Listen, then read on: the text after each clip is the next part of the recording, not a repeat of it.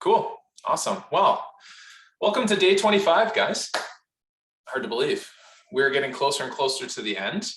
And you haven't heard from me in a while, so I thought I would spend today boring you all to death with another subject that is going to be part of your business plan. So today we're talking building the organization, building the team, but really what we're actually focusing on is the management and organizational plan of your business plan.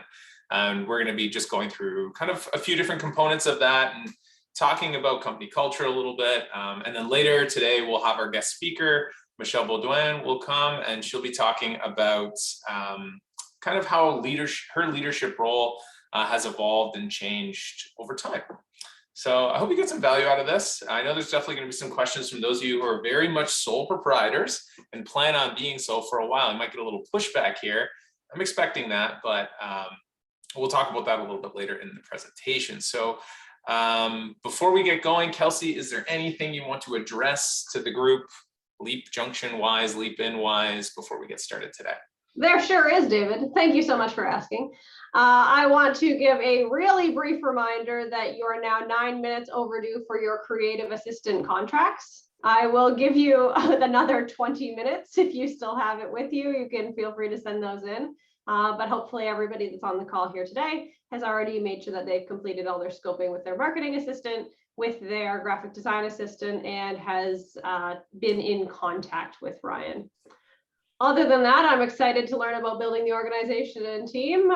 Over to you, David. Thanks, Kelsey.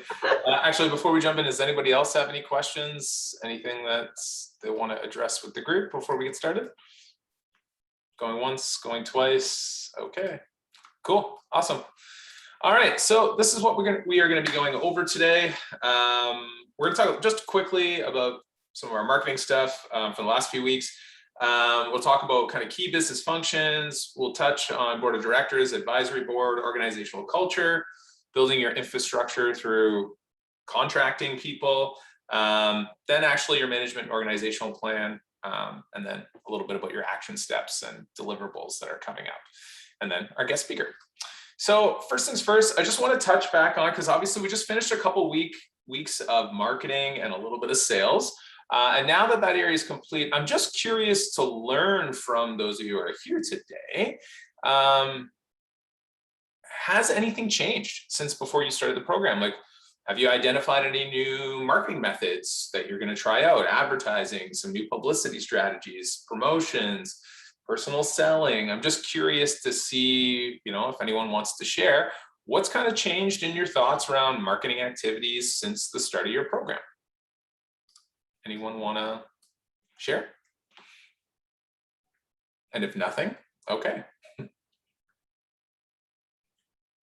Brittany, go for it. Okay. I don't know if it's like changed so much, but like before Leap In, I was very much like, our features is that like you don't have to wait for shipping and like duties and taxes and all that stuff if you order from us. And I tried very hard to think about like what else do we do if we're thinking like on an international scale, like why would that matter? And like what differentiates us from our customers, from our competitors. And so that's where I started thinking about like resources and like educational stuff. But then with my recent contact with like people from last week who are like interested in buying in like UFT, like that's all they seemed to care about was like just the fact that they didn't have to wait for shipping and duties and taxes. So now I'm just in a bit of a like weird spot trying to figure out if I should go back to that in terms of like marketing efforts or not. But so yeah, it's like it's shifted and now it might be shifting back, but yeah, that's kind of where I'm at. I think that's pretty normal, Brittany. I think, you're going to constantly run up against these scenarios where you're introducing your product, your service to more and more different maybe types of target customers. And your assumptions, your hypothesis is going to get tested over and over again, right? So it's okay to think one thing and try that and then shift and try another. And you're just, you're trying to find that target. So it's cool. That means you're learning things. So I love to hear that. Anybody else want to share? I think for me, it's getting like I was so focused on like the features and benefits thing. Like I was writing the script for my video that I'm going to shoot later in the week, and just getting like really clear about the benefits to the customers of my products versus the features, because there's a lot of people out there who, and I still want to expand on it, but like it's taken me a lot to come around to the benefits. I don't know if anyone else has had that issue or not. But yeah, that's something. And then, but it makes it so much easier, and it's so much easier to become creative in your marketing when it's like you really know who you're talking to and like what it is you're selling them. You're not selling them a product. You know what I mean? That's just been like a really, really big thing for me to like open my eyes up to. Awesome. Thank you for sharing, Ashley. And I definitely agree with what you're saying. I think you're definitely not alone in that enlightenment as well. There's been a few others in private conversations that have expressed kind of a very similar statement. So thank you for sharing. Anybody else? Don't feel like you have to. It's no big deal if you don't. Sorry, I'm running late. What are we talking about? Hi, Abigail. I didn't see you there. Nice to see you. Good to see Or you hear guys you. too. I am just asking a question. Since we just finished our marketing and kind of sales section of Leap In, I was curious to hear if anything has changed in your thoughts around your marketing activities since the start of the program. Yeah, you gave me the idea for crowdfunding and how that can like be marketing, but also like fundraising for my business at the same time. So that's really changed my perspective on marketing a little bit and how I'm going to approach it. Excellent. Glad to hear it. Thanks for sharing, Abigail. I appreciate it. Well, thank you. I hope things are, I know lots is happening, in regards to your business every day, guys. And I'm sure that there's more than just marketing changes happen. I'm sure that the scope of your business and its structure and everything is always up in flux in these early days. But thank you for your insights. I really appreciate it. Typically once your marketing plan has been developed or more solidified, after that point, you have a bit of a better grasp on the scope of your business and your organization's kind of need for future management team members, for future employees, and future contractors, which, some of you are already working with some contractors, right? So this brings us kind of to our topic today, which is all around building a strong organization and building a strong team. So today we're going to be talking about, building the organization beyond just you. So moving from one to some is what we say. So this is a big step, and every company has a different timeline or approach in how they grow from an internal perspective. What is good for one of you may not be good for the others here. Some of you may just want to stay just you, and that's totally fine. So even if you're not planning on hiring or outsourcing anytime soon, all good companies, though, they should still have some form of management and as well as organizational structure in place for when you are ready to possibly grow. It's better to just be prepared. And of course, everything regarding your team and organization structure, well, if we're talking business plans, that should be found in the management and organizational plan of your business plan. Now, because many of you are just starting out, as I said, it's okay if this part of your current business plan is a little sparse when you're creating it at this stage. But it is an area that hopefully over the next couple of years will grow. So here we see the contents that make up our management and organizational plan. And this really what this actually is kind of a snapshot of your plan for leadership in your business. Usually we would start at the top here, which is legal form of business, your legal structure of your company. But we're actually going to be discussing the rest of the organizational plan today. And we're going to leave this actually till Tuesday next week, because we have a guest speaker coming that day, a legal advisor who's going to be talking, very specifically around legal company structures and going through the details of them. So I'd rather leave it to the lawyer who's the professional and let them talk on that next week. So we're going to jump into talking around our management team, board of directors and advisory board, recruitment and selection of employees, a bit around compensation, employee rewards and incentivizing, communication, as well as infrastructure. But before we jump into discussing the first topic, which is management, I just want to take a quick peek at this video from CEO Matt Blumberg. And in this video, he says that a CEO has 3 critical responsibilities: a good strategy, a good team, and a good execution. And we're going to talk about some of these things today. So let's check out the video here.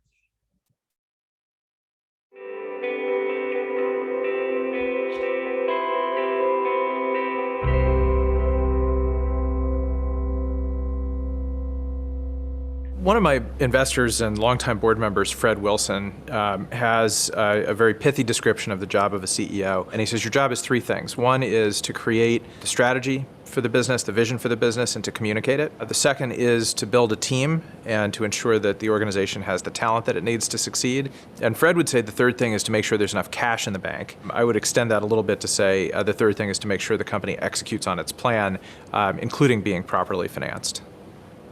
All 3 of those roles, or all 3 of those functions are critical. Right? You can't have a successful business without a good strategy, a good team, and good execution and enough cash in the bank.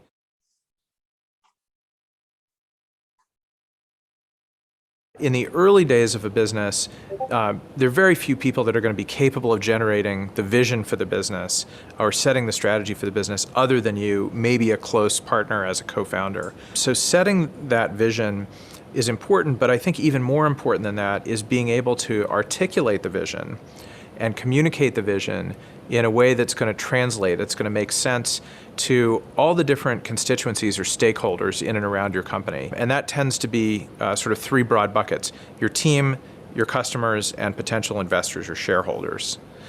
So CEO's vision, I would say, is as much about the communication of the vision and the strategy as it is setting it in the first place, because that's really how you're going to be able to rally people to your cause.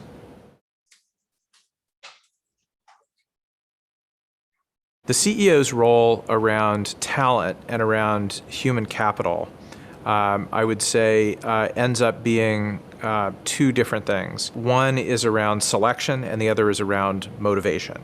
And there are lots of different pieces of each of those things.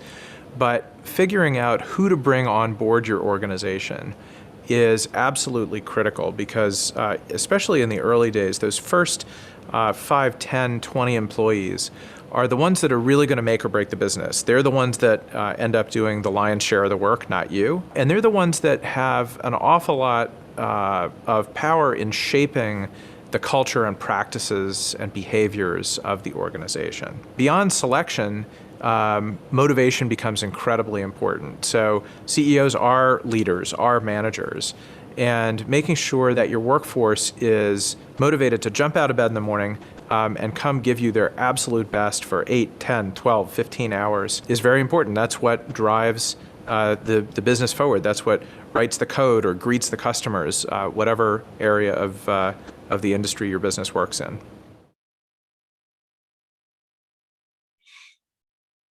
Execution is linked directly to the motivation of people in the organization, and it's directly linked to the strategy you set as well. And making sure that goals are clear, that everyone is pointed and rowing in the same direction, making sure that deadlines are respected, and that people are held accountable for results. There are very few people who can do that as effectively as the CEO. Making sure there's enough cash in the bank and having the company properly financed, again, is it's one of those things that's sort of the lifeblood of the organization or the gas in the tank.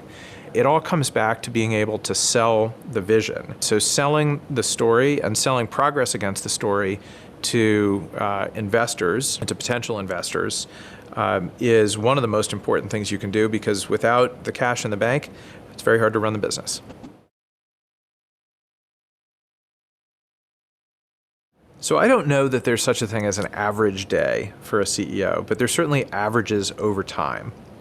And for me, I always try to spend as much time in market as I can with customers, with partners, with prospects, understanding what their needs are and how my company is either meeting those needs or could be meeting those needs, and building those important relationships. I would say over time, that's probably about a third of what I do.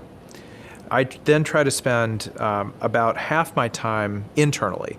And internally can mean lots of things. It could be one-on-one meetings with people who report to me. It could be team meetings with my executive staff. And the rest is going to be odds and ends. It's going to be time with board and investors. It's going to be time thinking and reading and learning and working on projects myself. And then a certain amount of time that's going to industry events. Obviously, that blurs with being in market. On any given day, you're going to do some of those things. Occasionally, you'll do all of them. So no day is typical, but over time, that's how it balances out.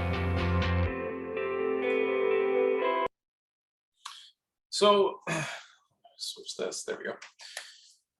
So the video is just kind of giving us a snapshot of, life as a CEO, life as a manager. And right now, you might be thinking, well, that I do everything in my company. So he's talking about a lot of delegating, building team, things like that. But all of this it's a good idea to get a firm grasp on management and organizational culture at the early days. So you can already start setting yourself up for success in the future, if and when you want to bring people in. Even if you are all of those roles, it's a good idea to really understand, what you're spending your time doing so that you can gather and grab focus in the right direction. And being able to organize this starts kind of in a key area. And that's what we're going to talk about now, which is managing key business functions. So this is like thinking through, your management structure. Oops, there we go. So obviously in almost all businesses, routine functions, well, they have to be performed, right? We got to pay our bills. We have to track our finances. We may have to recruit people. We have to make sales. We have to do advertising. We have to purchase supplies. We have to obey regulations and rules and laws. These are just a few tasks that obviously enable us to run our businesses smoothly. Now, often, over time, every business has some kind of special tasks, though, that are critical to its success. The Mindful Co., well, they have to remember to order supplies and flour, right? Nearby neighbors, well, they got to get grass cut and poop's got to be scooped off those lawns, right?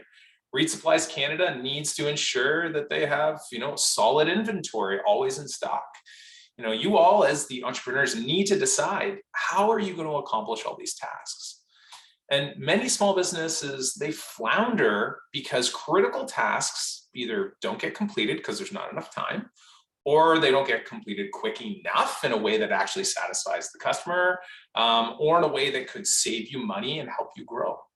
So the keys to your success is to actually figure out in these early days, what key tasks actually have to be completed.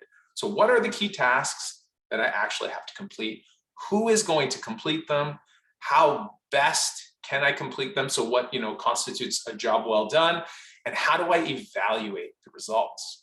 So one of the most important decisions you'll make is whether to manage your enterprise yourself or to hire managers to run the business with you in the future. And you may have good reasons for doing one or the other. Of course, some businesses are too small or too new, to need a full-fledged management team, which is probably most of you right now. But other businesses need to ramp up quickly to meet market demand, to seize a competitive advantage, to build an economy of scale, or to just meet the demands or recommendations of their investors. Sometimes adding just one or two other people, though, can enable you to accomplish more work and grow faster. And often entrepreneurs in these situations, they hire people who complement their own abilities. They provide skills or experience that you don't have yourself. What is important to note here is that your role as an entrepreneur is definitely going to evolve as your business grows. The tasks you perform early in your business's life cycle may not be the ones that you focus on as your business moves forward. Oh, there's someone in the chat here. Oh, haha. Oh, okay. Thanks, Josh. This is a good quote from Mark Cuban. He says, "I would rather invest in a B business concept with an A management team than vice versa." So this just shows us here that, the human capital in our business, the people, are more important than a great business idea, because that's what execution is all about, right? We can't execute if we don't have the right people. And sometimes you might not be the right person for the role you're filling. So you need to have enough self-awareness to know when it's time to let someone else help you. And asking for help is probably one of the biggest weaknesses that most entrepreneurs have. We really, really struggle with that because we're all control freaks as entrepreneurs. It's just kind of natural, right? So these here, what we're seeing, these are the key questions you need to ask yourself in these early days that you're in now. You need to ask yourself these and answer them. What roles and responsibilities are necessary to start and grow your venture? Will you fulfill all of these roles and assume all of these responsibilities yourself now and moving ahead over the next year or 2 years? Which roles are you most comfortable with? So once you've identified these roles, which ones do you feel comfortable filling, and which ones should be looking to put, maybe aces in their places in those spots? So which roles or responsibilities will you hire, or will you hire employees or other management team members in order to fill those roles? Sorry, I lost my train of thought there. So if you guys have your reading from today, which has been up since yesterday, page 272, we're going to do a little bit of reality check here. So we're going to do a little exercise on page 272, steps 1 to 4. It's called management function analysis. We're going to take 20 minutes to go through this. So if you don't have the document, it's up on FOL. If you need me to send it in the chat, please just let me know. But what we're going to do is we're going to give you guys 10 minutes to individually complete as much as you can of steps 1 to 4. If you already downloaded it and done it while reading the module, well, then you're ahead of the game. So just take the time now to make any changes to your answers if needed. So we'll do 10 minutes for you to individually complete those questions. And then we're going to do 10 minutes in groups of 3. And you're going to share kind of the most important business functions and your action plan if you make it that far. Okay. Any questions about that? Sorry, Dave, can you just pop it in the chat real quick? Sure, of course. Thank you.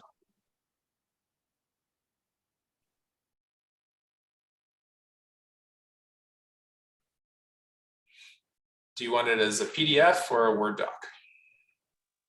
It doesn't matter. Word doc is fine. Okay. Thank you. No problem. And then Josh wants PDF. Okay. PDF's fine. Yeah, there's the Word doc. There's the PDF. There you go.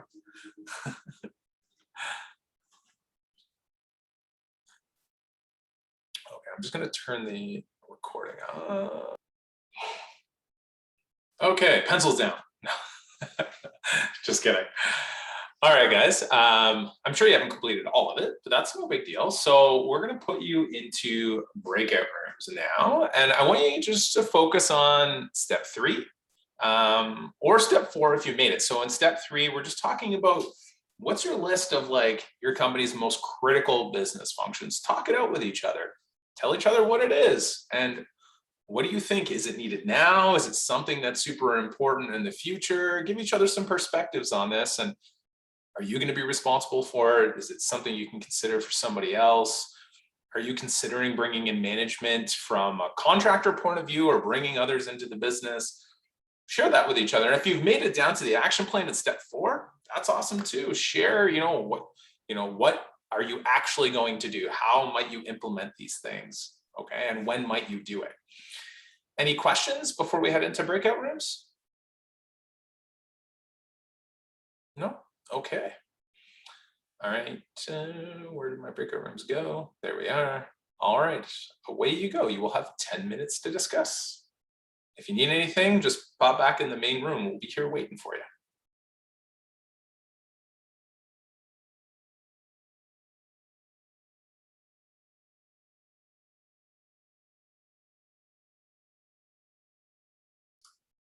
All right. Welcome back, everybody. I hope you had some good conversations.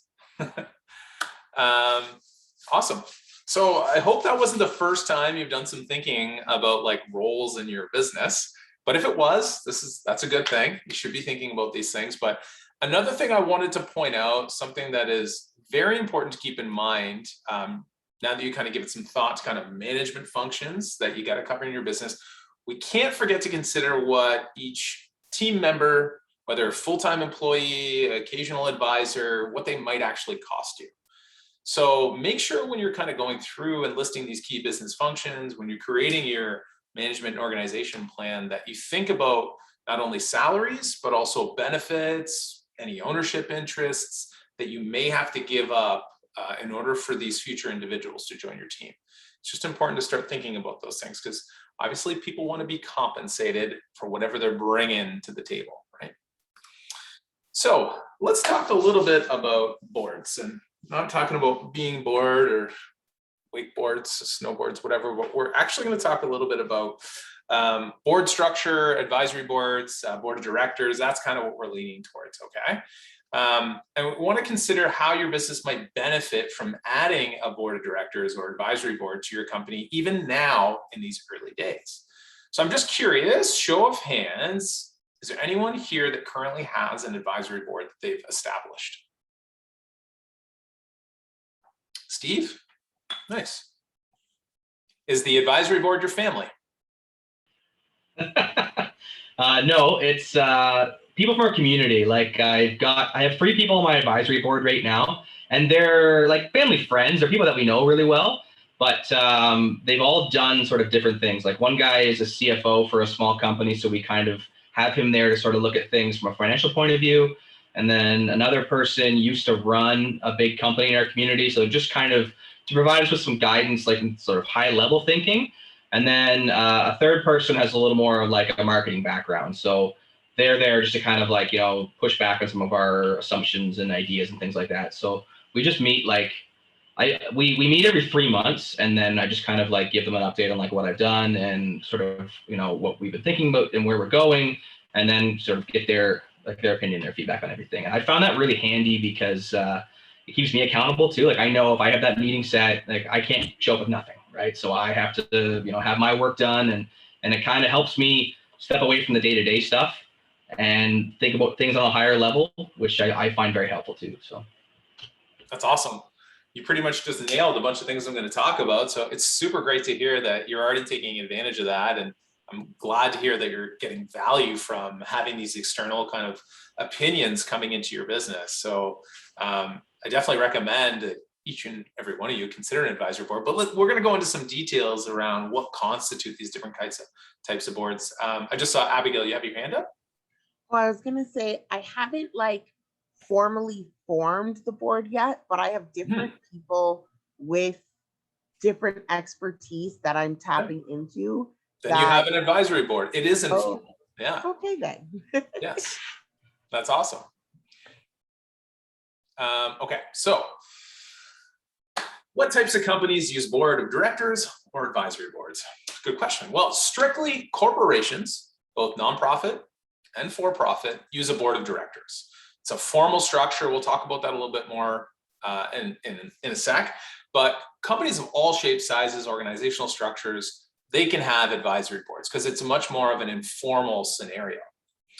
Now, what factors would you consider in deciding to create a board of directors or an advisory board? Well, typically what you're looking at here is you look at your personal vision, look at your business concept, look at, of course, the legal form of your organization, and that will set the framework for how much structure that your company needs when looking at management and looking at like this external kind of management board.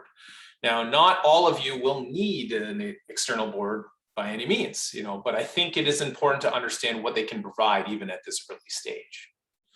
So at kind of every stage of your company's life, you will need, input from inside and outside the company to help you grow and prosper. That's why you're all here. And traditionally, companies seeking external advice invite advisors to join their board of directors. But this is only if you're organizing your company as a corporation. Board of directors are great. However, there's a lot of formality with them. There's liability, there's expense of a board of directors, and the board of directors kind of fuels the popularity of an informal budget-friendly alternative, which is, the advisory board. Now, if your company is organized as a corporation, you have to legally have a board of directors. The board is, the managing agent of your company, and the board of directors has legal authority and legally defined responsibilities and is usually elected by the shareholders and governed by the corporation's bylaws.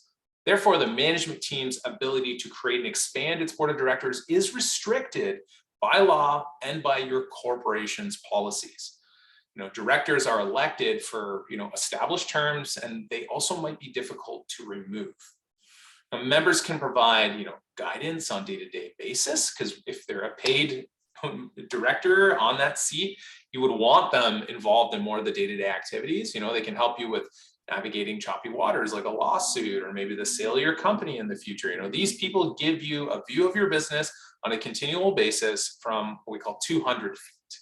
If you read the reading today, they talk about that kind of difference between 200 and 20,000 feet. So this board, they make big picture decisions and they elect officers in the company. And as the founder, you can choose to have one person as the sole owner of the stock in your corporation. And also you can sit as the sole director on the board. You can do that. So you don't need to have this big board if you create a corporation. No, you can occupy those roles. But a fuller board of directors, they bring the advantage of ideas from many different minds. And the board of directors usually includes, key members of your management team, including maybe you as the CEO or someone else that gets brought in by the CEO in the future. It's typically in other investors, other partners, and any outside advisors that, that have certain skills and knowledge that you require. So unlike a formal board of directors, an advisory board is usually just a group of business experts who do not directly work for your company. And the advisory board, they're not involved in the details of your business. So you kind of go to them as you would an old high school friend that you don't see that often. You catch up, pick their brains. It's a view of the landscape of your business from 20,000 feet. Entrepreneurs use advisory boards in a bunch of different ways, but ultimately the goal is to get ideas, advice, and direction from these experts. Businesses of all sizes can definitely benefit from developing their own team of external advisors, and I recommend you do so.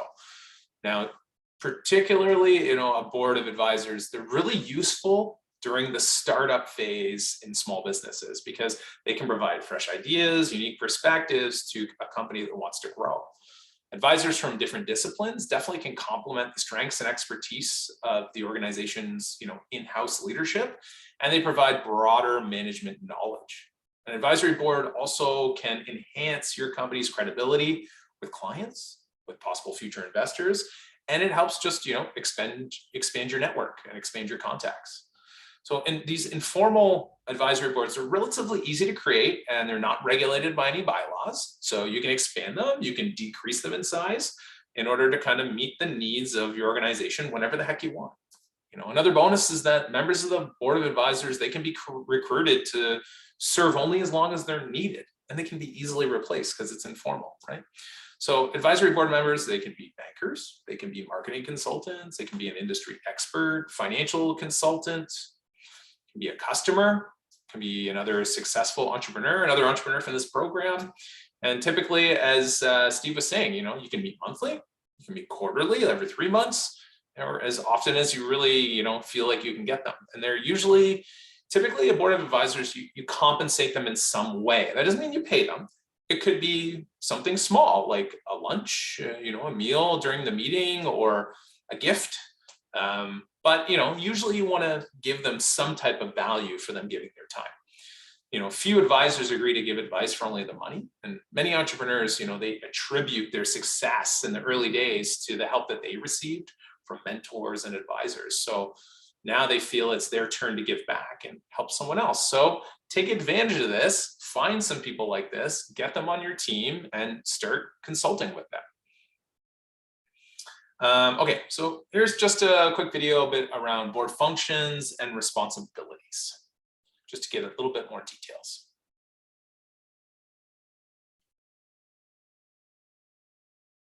I think early stage companies benefit from creating boards early. And the reason for this is that it establishes a level of formality around the running and execution of the business. Now, the level of accountability that they have to the board in a formal way is pretty lightweight, again, at those early stages. It's mostly informal.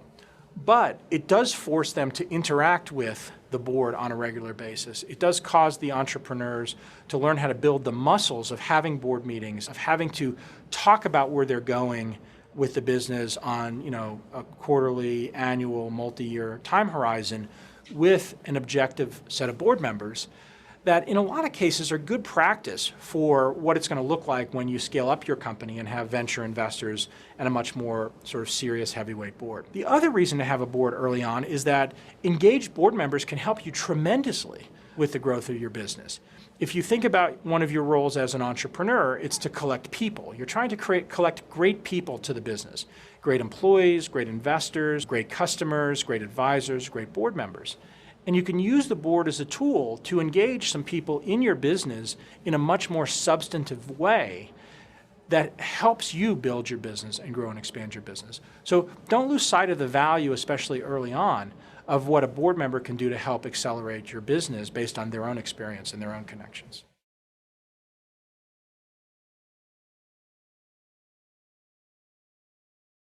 The board of directors is a formal construct and has formal responsibilities.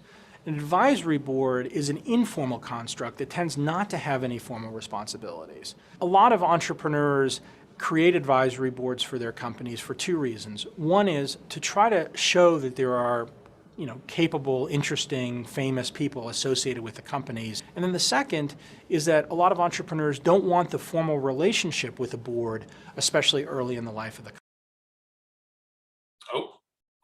Oh, apparently that's where the video ends. I don't know what happened there, guys.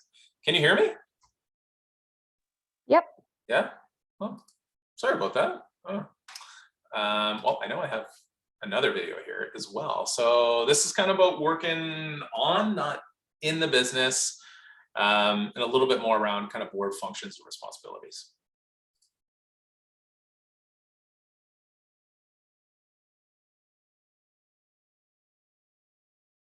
We're a software company that helps large brands and their agencies run their YouTube channels and run advertising on YouTube. It's really kind of a Zen exercise that you do every time you have a board meeting. You get to step back from your normal course of business. Your head down, you're really hitting it hard, and you have these hundreds of deliverables and stuff that you're doing and trying to prioritize. You often lose sight of the bigger picture. So when you have a board meeting, hopefully not too often, but let's say once a quarter or once every 6 weeks, you get to step back and say, what have I accomplished? And where am I stuck? Where do I need advice, and where do I need some outside counsel? And a board has that function if you choose that well. And even if they're not helpful at all, the exercise of doing the work and preparing it makes you a better CEO, makes you a better entrepreneur, because you have to reflect and you have to contrast what your goals were and how far you've gotten with those goals and put that in writing. It's a super helpful exercise that you should do even if you don't have a board. Okay. There we go. All right, one last video. This one's specifically just around advisory boards and how helpful they can be.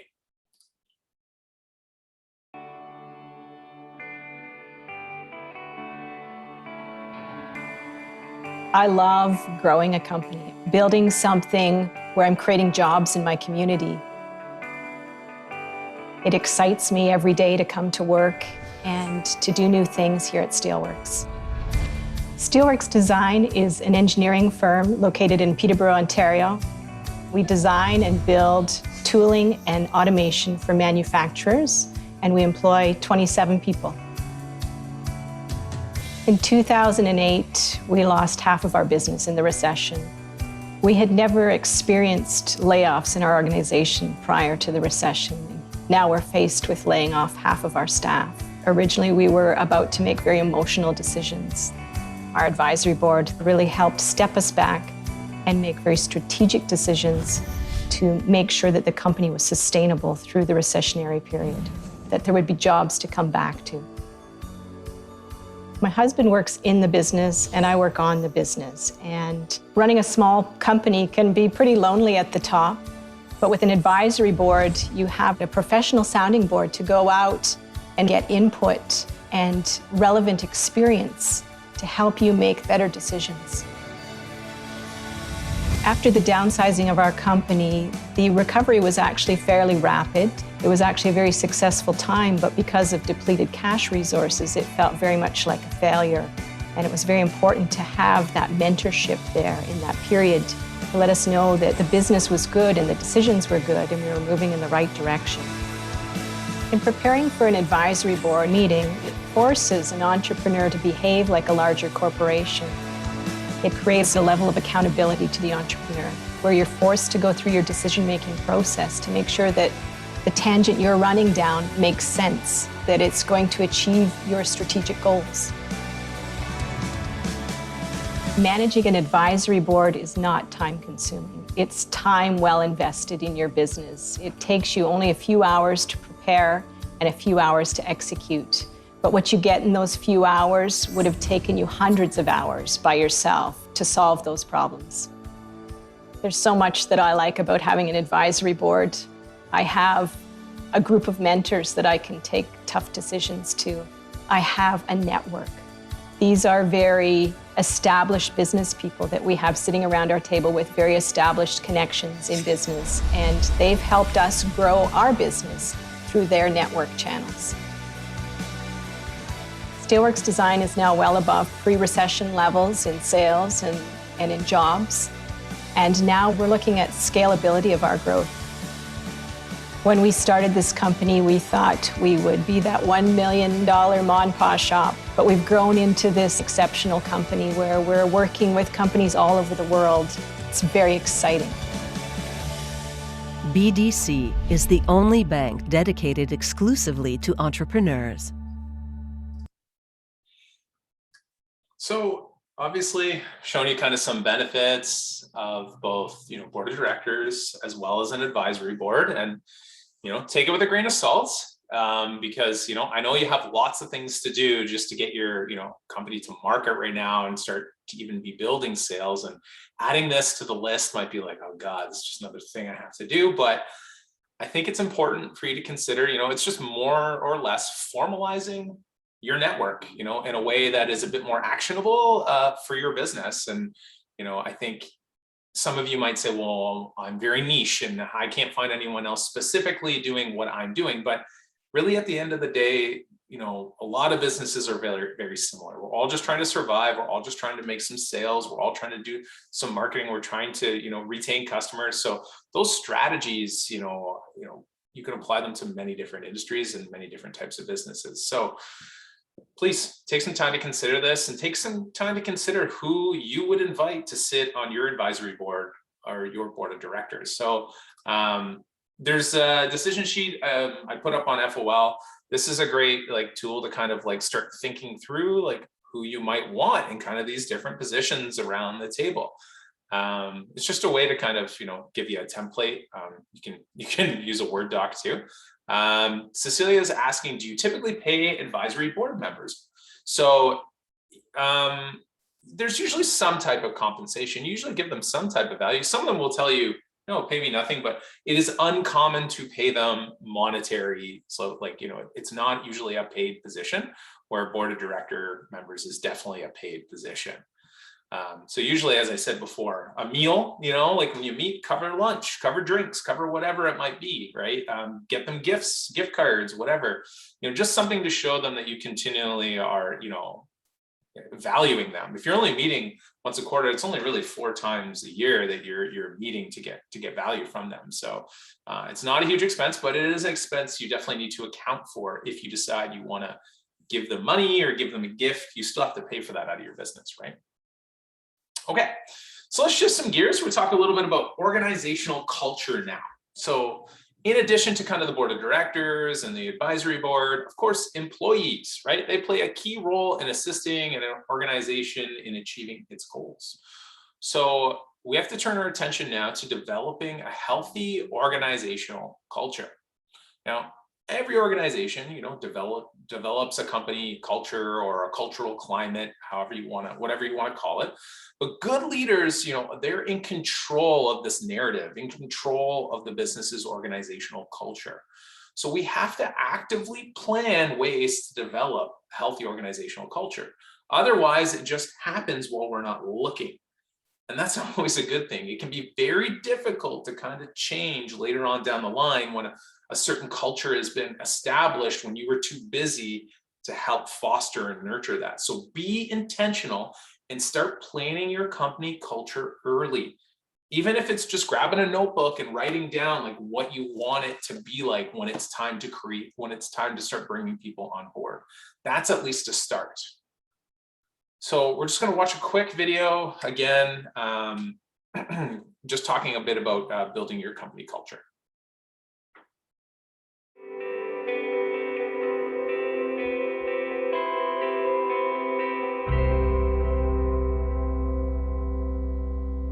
So building the culture of your company doesn't start on day one, it starts before day one. You probably have in your head some idea of what you want your company to be like. Otherwise, you're probably not going to be an entrepreneur to begin with. And I think the most important thing that I can say to entrepreneurs or aspiring entrepreneurs is to be intentional about the values and the culture of your organization. The minute you have two people working together, you develop an organizational culture and identity and values. And if you are not out in front of that and steering it and setting the tone, one will develop which you might or might not like. So being intentional, starting it on day one or starting it on day zero is absolutely critical. So we have a lot of values that are important to us at Return Path, but I'll give you a few examples of things that I think are very central to our experience here. Transparency is first on the list. We talk about sharing information across the company 4 times a year, every time we do a quarterly board meeting. We, as a management team, pull together an enormous amount of materials and reporting, including financial reporting, our operating dashboard of all the key metrics in the business, scorecards of how we're doing against our goals, and then also some qualitative assessments of how the last quarter went, or memos from the executive team about things that are going well, things that aren't going well, how we're thinking about the strategy of the business and the world around us. We publish that book, we call it the board book, to the entire organization. We've always believed here that we hire smart people, and that if they understand the strategy of the business and where we're headed, and they have good information flow along the way about how the business is performing, that they'll make good decisions and that they'll do the best possible job of managing themselves along the way. Collaboration is also a central value to the Return Path experience. And collaboration doesn't mean consensus, but it does mean solving problems together. There are plenty of organizations, and you may have worked in one yourself, where people throw problems over the wall and say, hey, that's not my job to do. We believe here that the best people to solve problems are the ones that spot them in the first place. So one of our values in particular is that you never present a problem without presenting a couple of different solutions or potential paths to solutions. Another one that is very, very important to us is learning. We're not afraid to make mistakes as long as we learn from them so that we don't make them a second time. So institutionalizing learning and making failure and making being bold an okay option is one of the best ways that we've come up with over the years to drive the organization forward, because creating a culture of risk-taking, is a very important thing for being entrepreneurial and for creating something out of nothing. So obviously, guys, there's a ton of different ways to create a successful company with some type of a competitive advantage. And one of the most important ways to compete is to create some type of organizational culture that breeds productivity, breeds motivation, and breeds mutual respect. And some companies, they just simply outperform their competition because they create such an awesome culture. Look at Google, for instance, right? There's entire courses taught on company culture that, are all based on them as a case study. But creating a healthy organizational culture isn't just, good for the bottom line. It's also imperative for quality of life, both yours and your employees and your community. Businesses that build healthy cultures, they're typically more fun to work in, they're more interesting, they're more motivating, and they provide usually better opportunities for everyone involved. Now, when thinking about creating your organizational culture, it's important to remember that successful entrepreneurs don't take their organizational culture for granted. They build a culture right from the very beginning, as we just saw in the video. Healthy dynamic businesses, well, they typically provide, first and foremost, strong shared values. This starts with clarifying what your own values are, formalizing them into a written form, and then clearly communicating them throughout the business, and remembering we're not just communicating them, but we're also living them as we make our decisions and we work in our day-to-day in our companies. For a company, from a foundation, based on values, organizations, thrive when they also create a sense of clarity about what needs to actually get done, who needs to do it, and how it should actually get done. So clarity of purpose, clarity of structure, clarity in direction, and in measurement should be pervasive throughout your organization. People need to know, why does your company exist? They need a reason to give their enthusiastic support. People want to be part of an organization that is first or best at something, or one that does something that no other organization has ever done, or helps people solve problems, or helps people lead better, or be safer, be healthier, live more productive lives. So do not expect everyone else to get excited about, making you rich as the CEO. As one entrepreneur puts it, I want my people to get rich because I have set up a system whereby if I get rich, so do they, right? Or I like to flip it, whereby they get rich, then so do I, right? You also need to make sure that clarity of direction. So if people know where the business is headed, if they can see it, they see that vision, then they will know the kinds of skills and talent they need to bring to the table and bring to the company.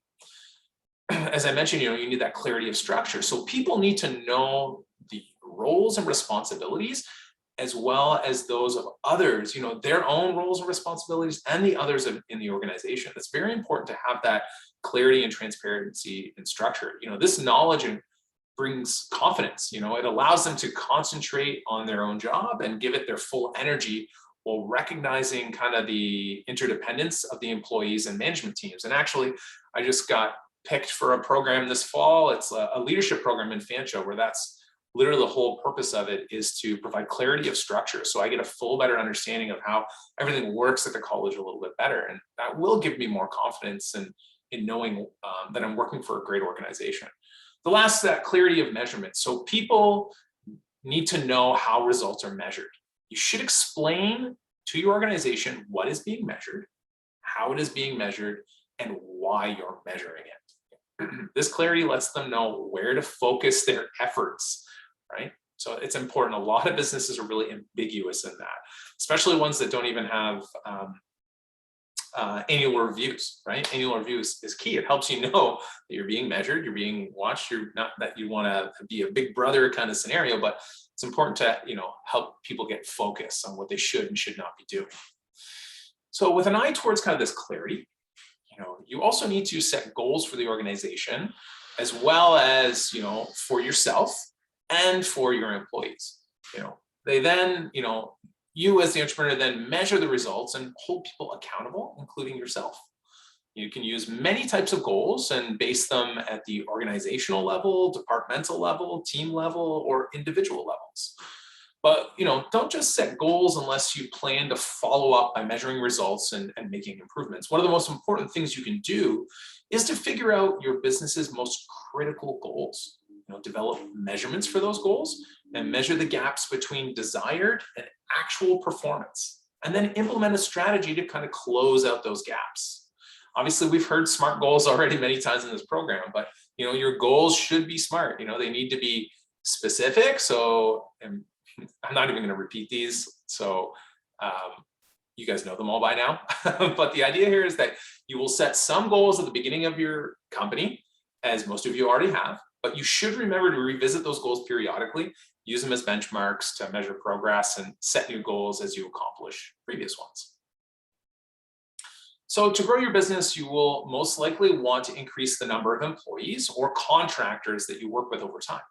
Your success will depend on your ability to put together a team of highly qualified people who are committed to the goals of your company.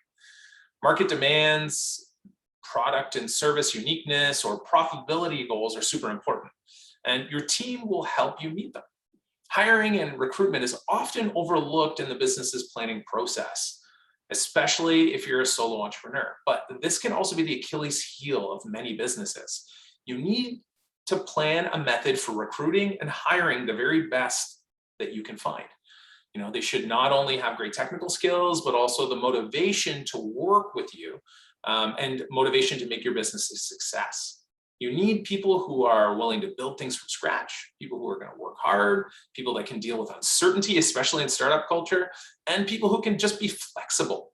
Now, these may not be the same skills and abilities that you will need from employees as your business approaches a more stable operating stage, but they're very important for kind of those first few people you bring in.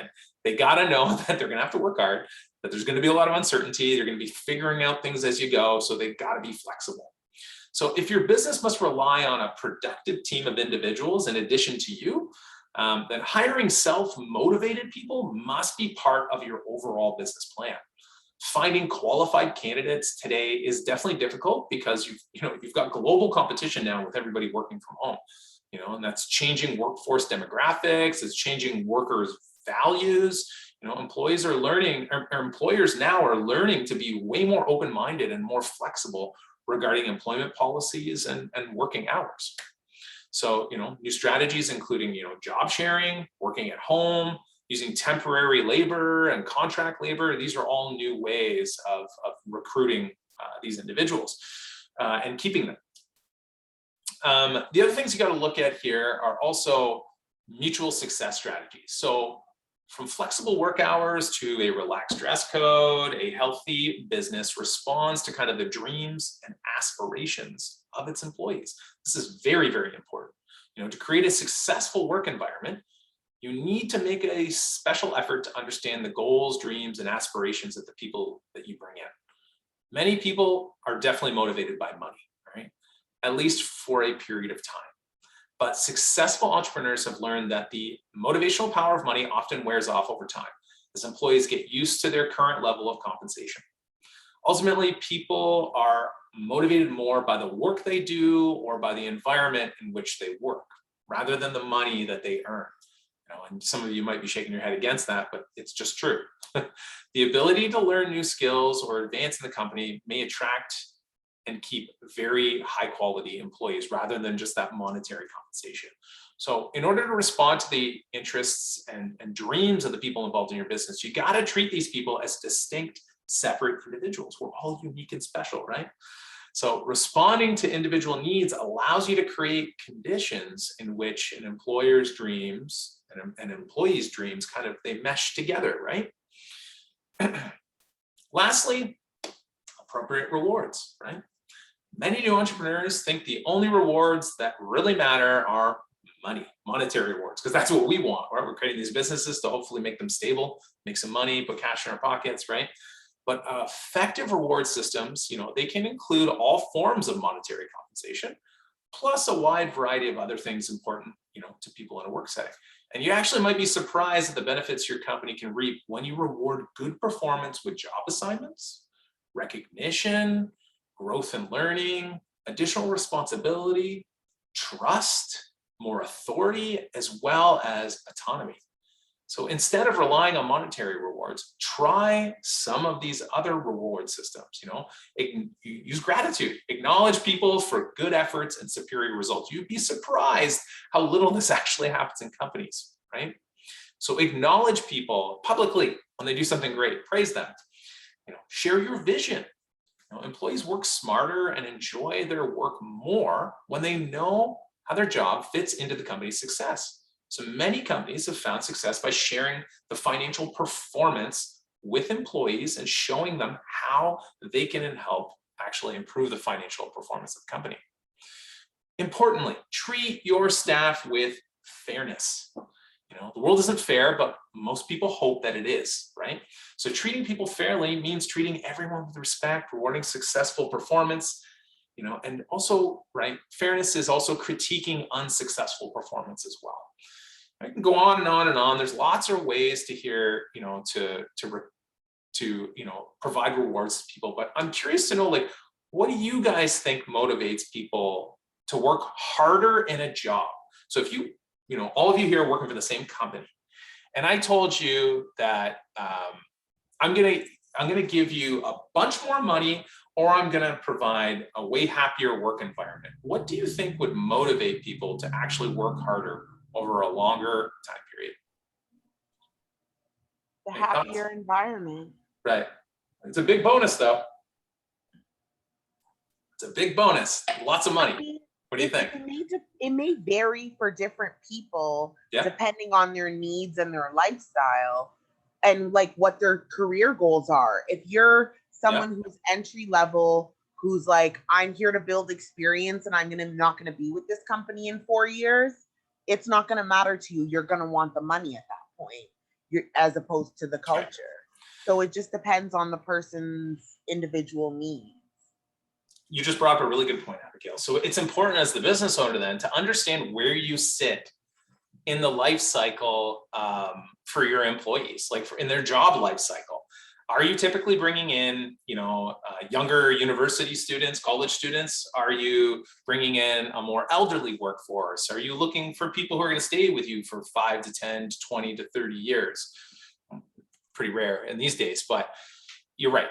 It all depends on kind of that life cycle, right? So you need to make sure that you really understand the types of employees in the future that you might have. There's a reason why restaurants hire a lot of younger people, right? There's a lot of churn, but they build their business model around that. They know that, you know, odds are people will stay with them for maybe 1 to 3 years max, right? You know, it's just long enough to kind of finish out post-secondary school. So what's Steve saying here?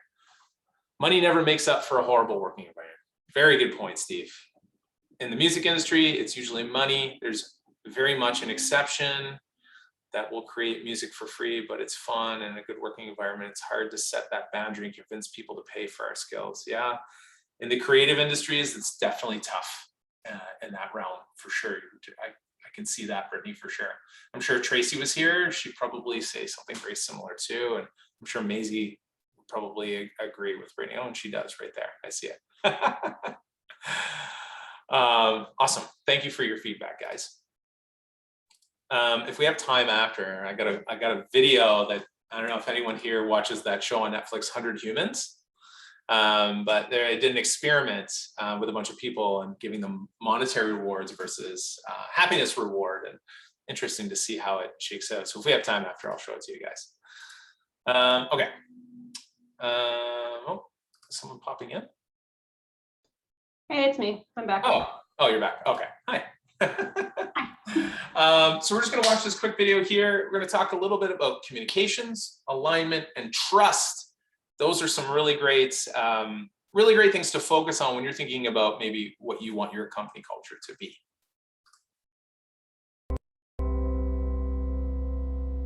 There are lots of things that are written on culture. In fact, a lot of CEOs, as the companies get big, see this as their main job. It's vision, it's values, it's tone. Really what you end up with is a framework for making decisions and taking action. The best way for me to make culture come alive for you is to give you an example. Reed Hastings, he's the CEO and founder of Netflix. He took it from the very start to the $50 billion company it is today. He has famously published a 129-page slide deck, you can find it on Google, called Freedom and Responsibility. It's a message to his company and his message to his managers and his message to all of us about what he believes it takes to build a company going forward. I suggest you read it. The focus of the slide deck is all about communications and trust. He's all about hiring adults, empowering them to do their job, giving them the responsibility, measuring their success and rewarding them if they do it. Each company's culture is going to be different, but let's start where Reed leads us. The three core elements of culture, the way I think about it, are communications, trust, and alignment. In communications, you need to do two things. One, be consistent. Avoid that flavor of the week. Your employees will mistake that for a change of direction. Be consistent in how you talk about the business and you talk about the goals. Be clear. Provide clarity for your team about what you want out of them, how you want to measure it, and be focused. If you give them 50 goals, it's hard to sort out what's most important. If you give me 3 and you tell me how to measure it, I want to make you happy. I want to succeed in my job. I'll figure out how to meet demands. That's how culture can be so important. Secondly, trust. Be honest. Be honest about the good things. Be open when you have success. It's probably equally, if not more important, to be open about mistakes by you, by the company. They'll trust you more, and they'll be honest back with you when things aren't working. And that's what you want when you're in a high rate of change, because you'll have things that aren't, and you'll need that feedback. Last, think about alignment, and that's really something you have to practice. You want me aligned with your goals as CEO. So you want to build my incentive programs to match those objectives you've laid out for me. You want me to be aligned with that team you're putting together.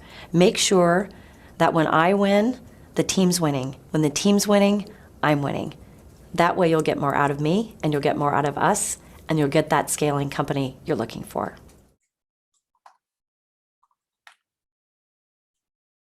One of the interesting things to think about with respect to culture is how easy it is to have a culture when there are 5 of you. It's a bit more challenging when there's 15. It's really challenging when there are 1,500 in 5 different locations or 50 different locations. How do you propagate that sense of culture when you may not even see these people every day? Well, there are a couple different ways I've watched people do it that are successful. One I saw in a company called Exact Target. Scott Dorsey, a founder in Indianapolis, as his company grew, started referring to the culture as almost another thing. It was Team Orange. Everything was orange in the company, their logo was orange, and they really fed on this whole concept, and all of his managers and all of his employees really thought in terms of Team Orange. It was something they all fed into and all understand. I'm also on the board of Silicon Valley Bank, and the CEO there, Greg Becker, really misses not being able to speak to all of his employees directly. He has a video that he often gives to employees so they can see him speaking, they can see him joke. So there are different ways that you can speak to employees, even when you don't see them every day, even when you may not know their names. They want to be with you, they want to be part of your team, and you can spread that out as you grow.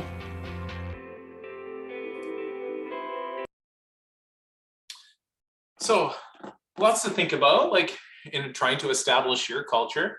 But one thing to remember here is that when you are thinking it's time to bring people in, try to find people who are smarter than you. In doing so, you prevent limiting the organization to the level of your own ability, right? And you grow the capabilities of your company. This is from Mr. Kaufman, the creator of that entrepreneur manual that you guys are reading. And I think there's a lot of truth to this, right? I've long before I was doing business advising, I was an athletic coach for water sports and snow sports as well. And one of the worst things you can do to create peak performance is hang out with a bunch of people who are just as good as you. So if you're thinking about bringing people in, you don't want people that are the same as you. You want people who are better than you, because that's going to make the company better. So I'm curious here. Let's think a little bit more about what attracts and retains employees. So to clarify what makes talented individuals want to work for businesses, I just want to ask you guys a quick question here. I want you to think about jobs that you've held in the past. And we'll take just like 2 minutes. So think about jobs you've had in the past. And I want to know, what did you particularly enjoy about the job or the work environment? And also what made you dissatisfied in previous jobs or work settings? Now, I don't want this to turn into a total bitch fest. So try to think a little bit of like one that was great and one that was maybe a little bad, and then we'll share. Okay. So just take 2 minutes. Let's resume this. Okay. So I'm curious, Abigail, you put in the chat, you already had one in mind. Can you give us some insight about what made you dissatisfied or what made you happy about working for this particular organization without giving away who the individual or company was? Yeah, so years ago I worked in the insurance industry, and I worked for a company, and the way that our office we had an office complex. There was a cafeteria, there was a gym that we had access to as employees. And I think we also had I can't remember if we had a gym subsidy as well to pay for it was a very nominal fee to access the gym, but we had a gym subsidy that could help offset that cost as well. So that was really good because it helped with work-life balance, like being able to go into the office at 7, get in a workout, and then start work at like 8:30 was really helpful in managing time and being able to create that balance and feel healthy while I was working. The downside is a lot of companies, and not just this one alone, will tout a certain culture, especially in this time of what's going on in the world. They will tout a culture of equity, diversity, and inclusion, and they will not actually walk their talk. And I've experienced that, unfortunately, too many times. And it's an unfortunate thing that companies, especially the larger they get, don't pay more attention to that because it's very, very important. I think you nailed it there. So if I could summarize, Abigail, so you're saying kind of in the good scenario it was, amenities, some incentives, the ability to have a work-life balance, and some assistance kind of like to make your time management a lot easier. And then kind of that negative experience was, companies that don't live their value systems they're putting out, especially around diversity and inclusion and equity. Is that a good way to summarize? That's great. Yeah. Okay.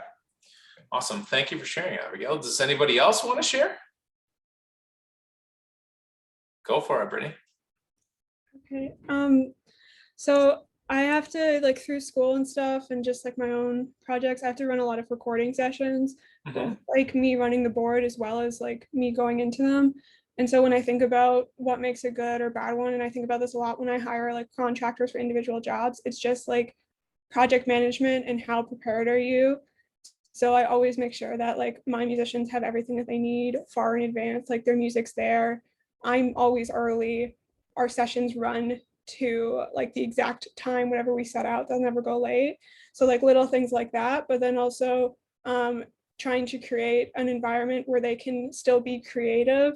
So, which I find hard because I'm very task focused, but trying to like get the task done, but also build relationships so that they don't just feel like they have to come and play, but they can also like have the freedom and like autonomy to experiment and be creative and that kind of thing. So that's something that I like when I go into sessions, I'm very much aware of like, okay, how are they running the team, as well as like, how do I want to run my own team? So, yeah. So would you say a little bit of like giving you the freedom to have a little autonomy, making sure that they value your time, having some freedom for creative expression, and ensuring there's no lack of resources, like in order to keep people doing what they need to do? Would that be a good explanation or a summary of that?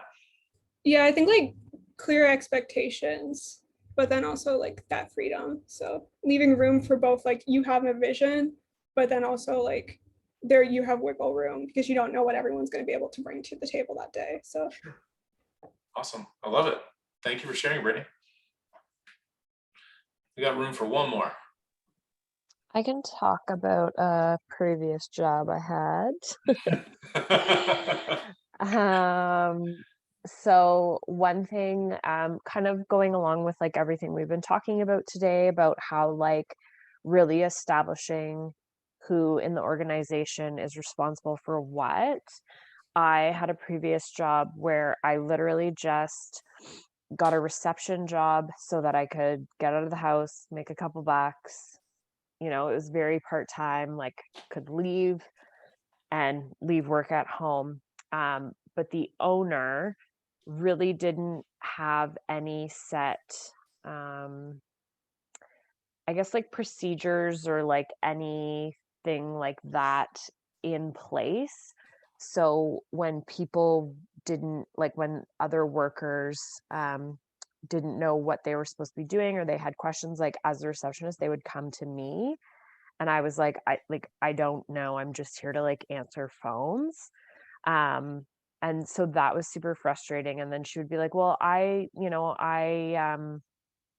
trust that you'll make the right decision and all this kind of stuff. So then when I would make an executive decision, and then like she would go back on it, and like it would go both ways, like between clients of the business and other workers too. And I was like, well, then don't give me the authority to make a decision. And like, I feel like the decisions I made were quite fair.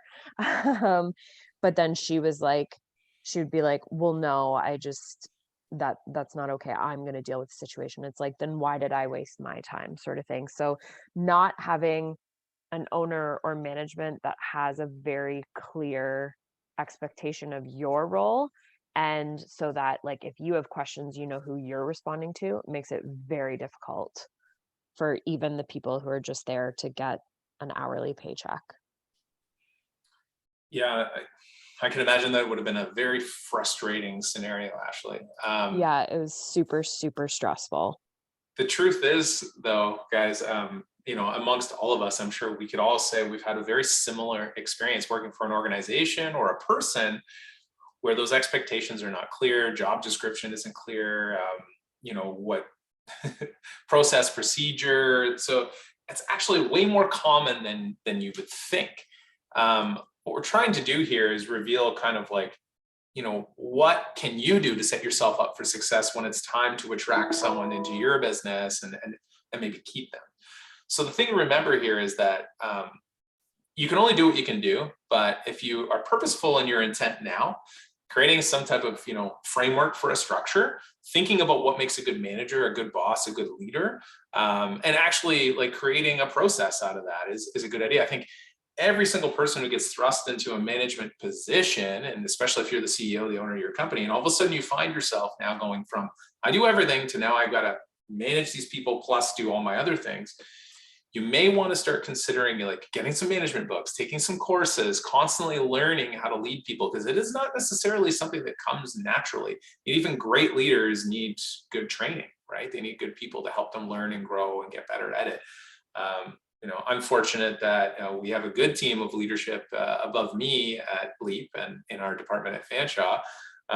So it's pretty easy. Out of all the jobs I've ever had, this is one of the easiest when it comes to that.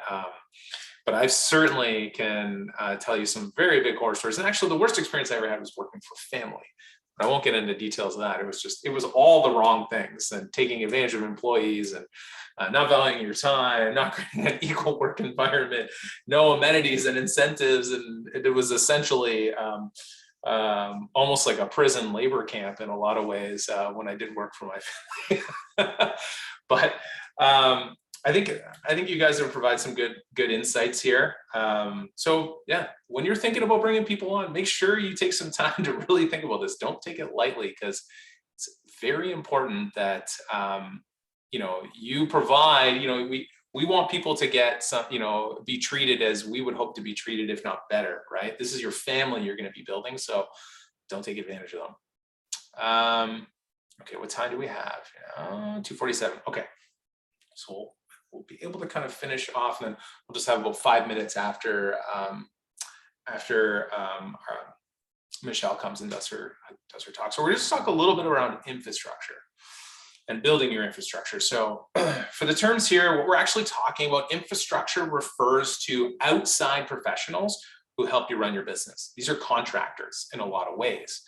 Now, many of you probably feel that this picture here is a good representation of your current organizational structure. This is, for those who don't know, this is a standard kind of org chart. You are all the roles here, okay? And some entrepreneurs they make the mistake of trying to just do everything themselves, right? This type of bootstrapping is encouraged, but it's often worthwhile because it's economical. But your need for infrastructure members, change as your organization grows.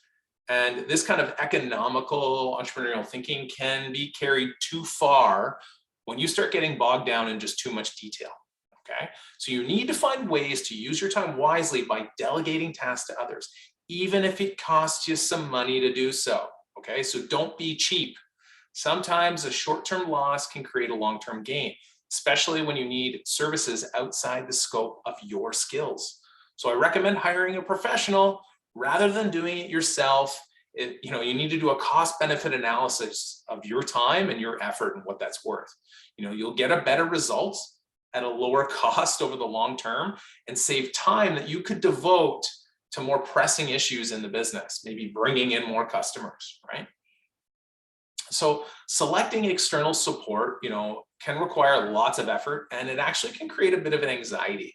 New entrepreneurs really struggle with these decisions because you lack familiarity with the process and the kind of help that, may be available to you.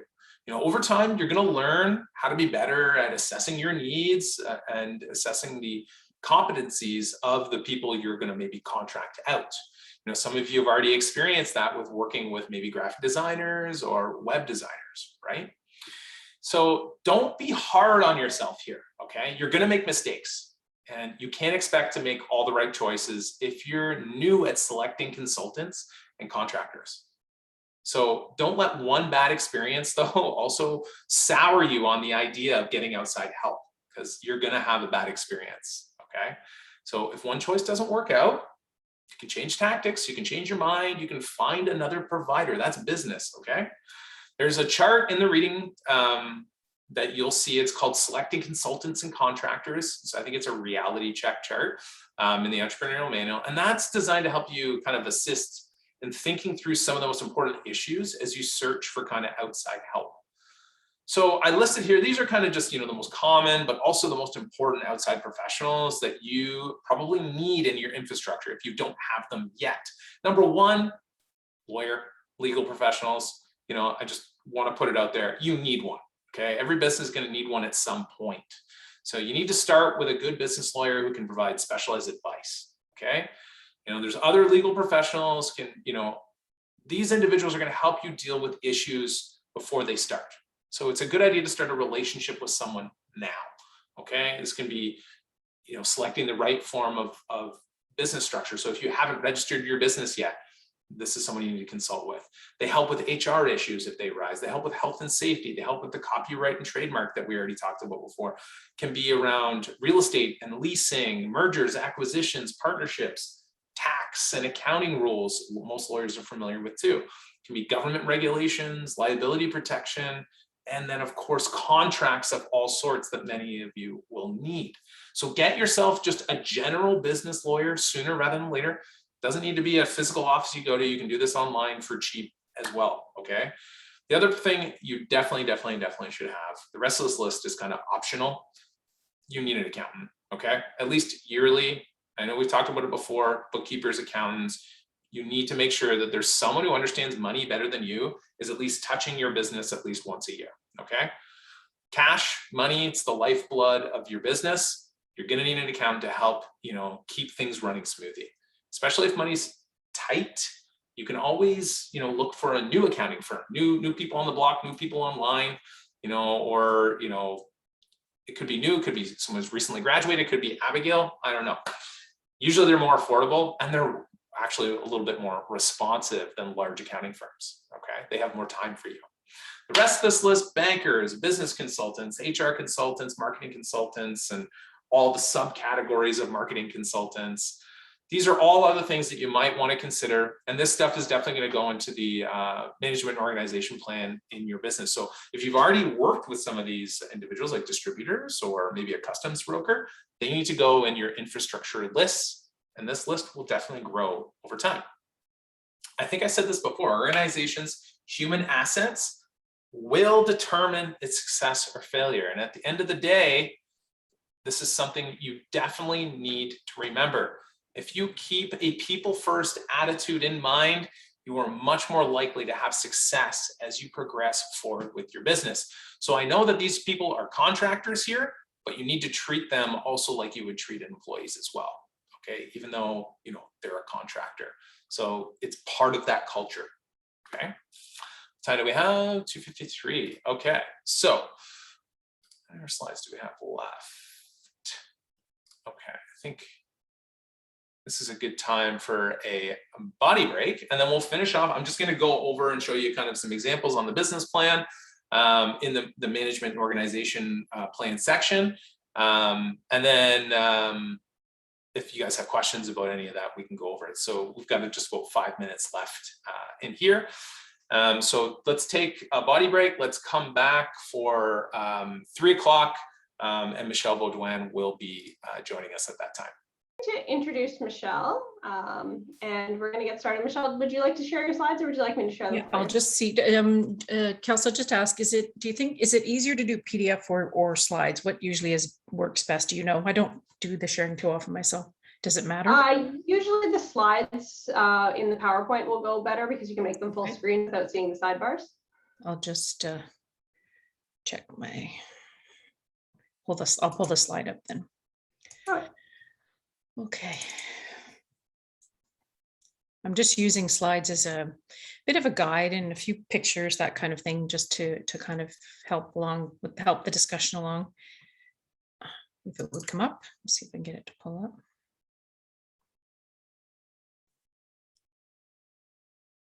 Let's see, I think it's coming up now. Okay.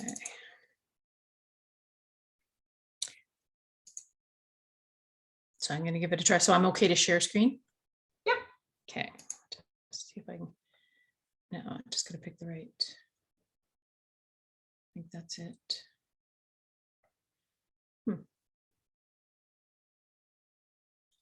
Is that it there? I don't know why I'm not seeing my slide. That's interesting.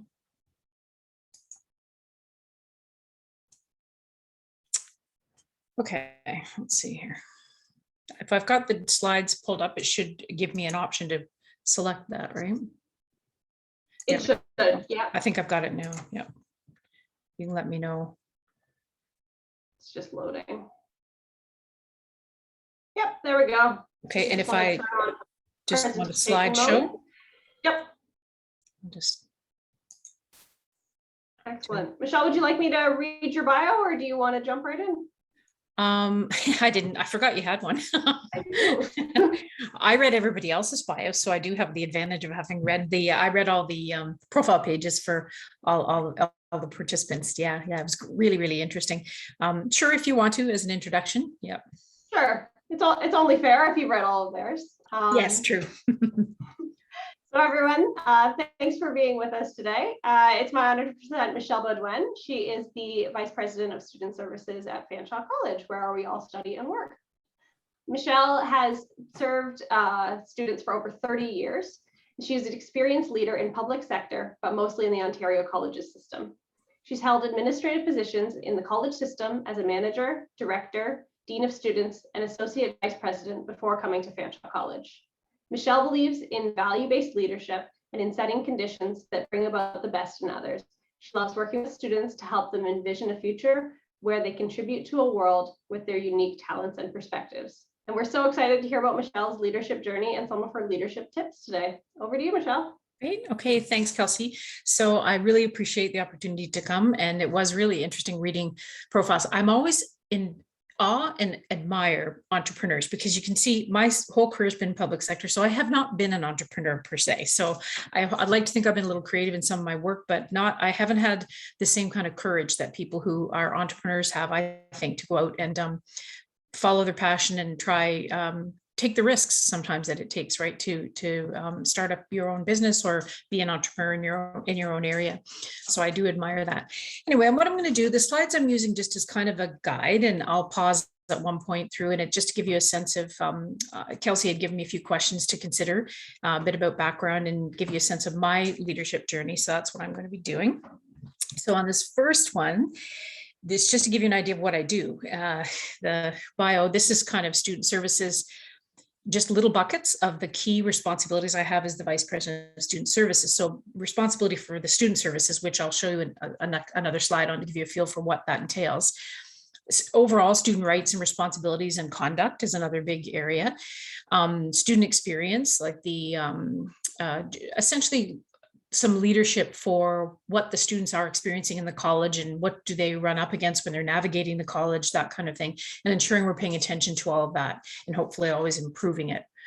Liaison partnerships relative to all the services we deliver. We have a lot of partnerships and connections with both inside and outside the college to deliver what we do.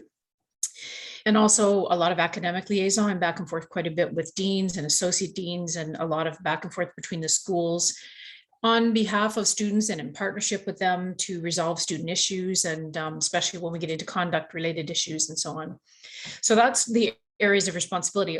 On the left is really what I do. There you go. That was a picture from virtual bingo that we did for students on the Here For You Instagram this last year. So when we were attempting to find all kinds of interesting little ways of engaging some of the students, one of the things we did on the Here For You Instagram was virtual bingo. So that was my little contribution, artistic and otherwise. I had to color my number and represent one of the bingo cards. So that just gives you a feel for what goes on versus what we say we do. This structure is just to give you a feel for the areas that I have responsibility for. So if you're thinking about just a bit of context for leadership. So quite broad, the registrar and all the registrar and admission services, the new role that we've just entitled Dean of Students, which is essentially sort of student success services, counseling, accessibility, athletics, wellness, residence life. So that's all within the Dean of Students. And then in the middle there is the employment and entrepreneurship. So that includes Leap Junction and co-op and career services and employment services. So they're another area that come and report through to my role eventually. And then also the libraries and learning support services. So library, test center, things like our writing support, math support, they're kind of the academic services. The food stores and food services, to a certain degree, we have contracts with a number of food services. As you know, a lot of that's contracted, and the retail bookstore, retail operations, residents. So all of these pieces are there. And then finally, Indigenous students. So in the Indigenous Center from a services perspective, but I also work closely with Guy, who's the special advisor to the college on both Indigenous education and Indigenous services for Indigenous students. So that's just to give you a sense of scope of the role that I'm in now. Okay, so I was going to give you a little bit of a sense of my journey through pictures. And on the left, that's my Western. I graduated in the 80s from Western, so you're going to get a sense of my age pretty soon. And I was an English undergrad and library science. I did my master's in library science. So I started out in public sector in the public library system. The little library in the bottom there is Huntsville Public Library in Muskokas. That's where I started my career. I was the chief librarian and children's librarian and reference librarian and every other type of librarian that a little library would need. And the picture above that is Georgian College's library. It's another one that I began my career in the college system as the library director. So once I had worked a bit in the public library system, that's where I went. So this just gives you a feel for that. And the other couple of pictures in the middle there are from Georgian. The one where I'm waving is when I left Georgian to come to Fanshawe. So that was in 2016. And so I've had a 26-year career at Georgian after I'd worked in some of the public libraries. And Georgian, for anyone who doesn't know, is in Barrie. So it's just about an hour north of Toronto.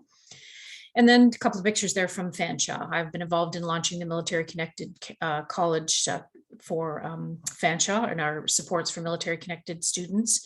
And sometimes in speaking roles and so forth, you just see a couple of pictures there at Fanshawe. So it's just to give you a very quick pictorial of my history, which began in the mid 1980s. So, and then I'm putting these pictures on here because I think when I think about leadership, and I could see it in some of your profiles as well, a focus on personal values and passion, and a link between some of your personal values and passion and where you're headed with your different ventures. I can see the links that you're making between your value system. And that's something that I have done too. And I put this here because this is what I think for all of us, what shapes us. My father is the one dressed in military, and he's a little younger in the picture to the right there. And on the left, obviously, at that point, he's in probably early 80s in that picture. My wonderful mother, who just turned 90 this January, that's her with her cake. The cake I made, by the way, just in case I know there is one of you who's doing for sure some baking. Took my opportunity to I did a little cake decorating when I was younger. And so I decided to do her cake for her 90th because we can't do a big party. So, And my son is a Western grad, and also, as I mentioned at the outset there, he's just graduated from law school at Osgoode, but he did his undergrad at Western, so that's him. Put them all here. My mom with me, obviously, at a Fanshawe event. That was Fanshaw's 50th anniversary. Those are here because I think it's important. Our values, family and roots, are what shape all of us and shape our values. And I think they are what frame us and carve us into what we are today. And I could see it in a lot of your profiles, how some of you have been shaped by different kinds of influences within your lives and within your upbringing and so on that came through in some of the profiles. On the right is a book that I'm going to come back to. It's a book that, because Kelsey had mentioned to me about a recommended reading, so I'll come back to that shortly. So I was asked about how my leadership thinking has evolved and changed. So I want, this is how I started. When I first started my career, I was straight out of university, whippersnapper, smart, thinking I was at least, and thinking that I kind of knew how to run things and do everything. So I was very goal focused and driven. I was a driven student academically, and I made lists, and I was focused on getting projects done, and I wanted to do it really well and efficiently and get things accomplished. So that was kind of my focus when I first started out in leadership. And my first job actually after library school was an administrative job. The Huntsville Library job was sort of a chief librarian, as well as all the other roles I mentioned. So I started out with a small staff in administration from the beginning of my career. Over a little bit of time, and not a whole long time, I learned that it's much different than what I thought it was. And so as my thinking evolved on leadership, I realized, number one, that we don't lead projects or initiatives or directions, we lead people. So if you're in leadership at all, it's people that you're leading. It's not things or projects and that. And also learned a lot about human nature, and that human nature and human behavior is probably a huge component of what you have to understand to lead well, and that people are not machines. And the way I started my work, thinking I could just get everybody to do what I wanted them to do and do it quickly and get it done, there's all kinds of human life experiences that are there and that are part of what you have to consider. So you have to be, able to respect experience and expertise. And obviously it's about engaging others and seeking participation. Also collaboration, and it's about collective and consensus. Now, some of you are going to be potentially starting out smaller, maybe, but either you will be working with others in a peer capacity or influencing in terms of customer and other people that have to either supply for your business or support it. And so either way, these kinds of things matter and are important in terms of being able to work with other people, and also inspiring and motivating people and igniting passion. So very, very different from sort of how I started out in leadership, and being very more task oriented and kind of driven that way to get things done.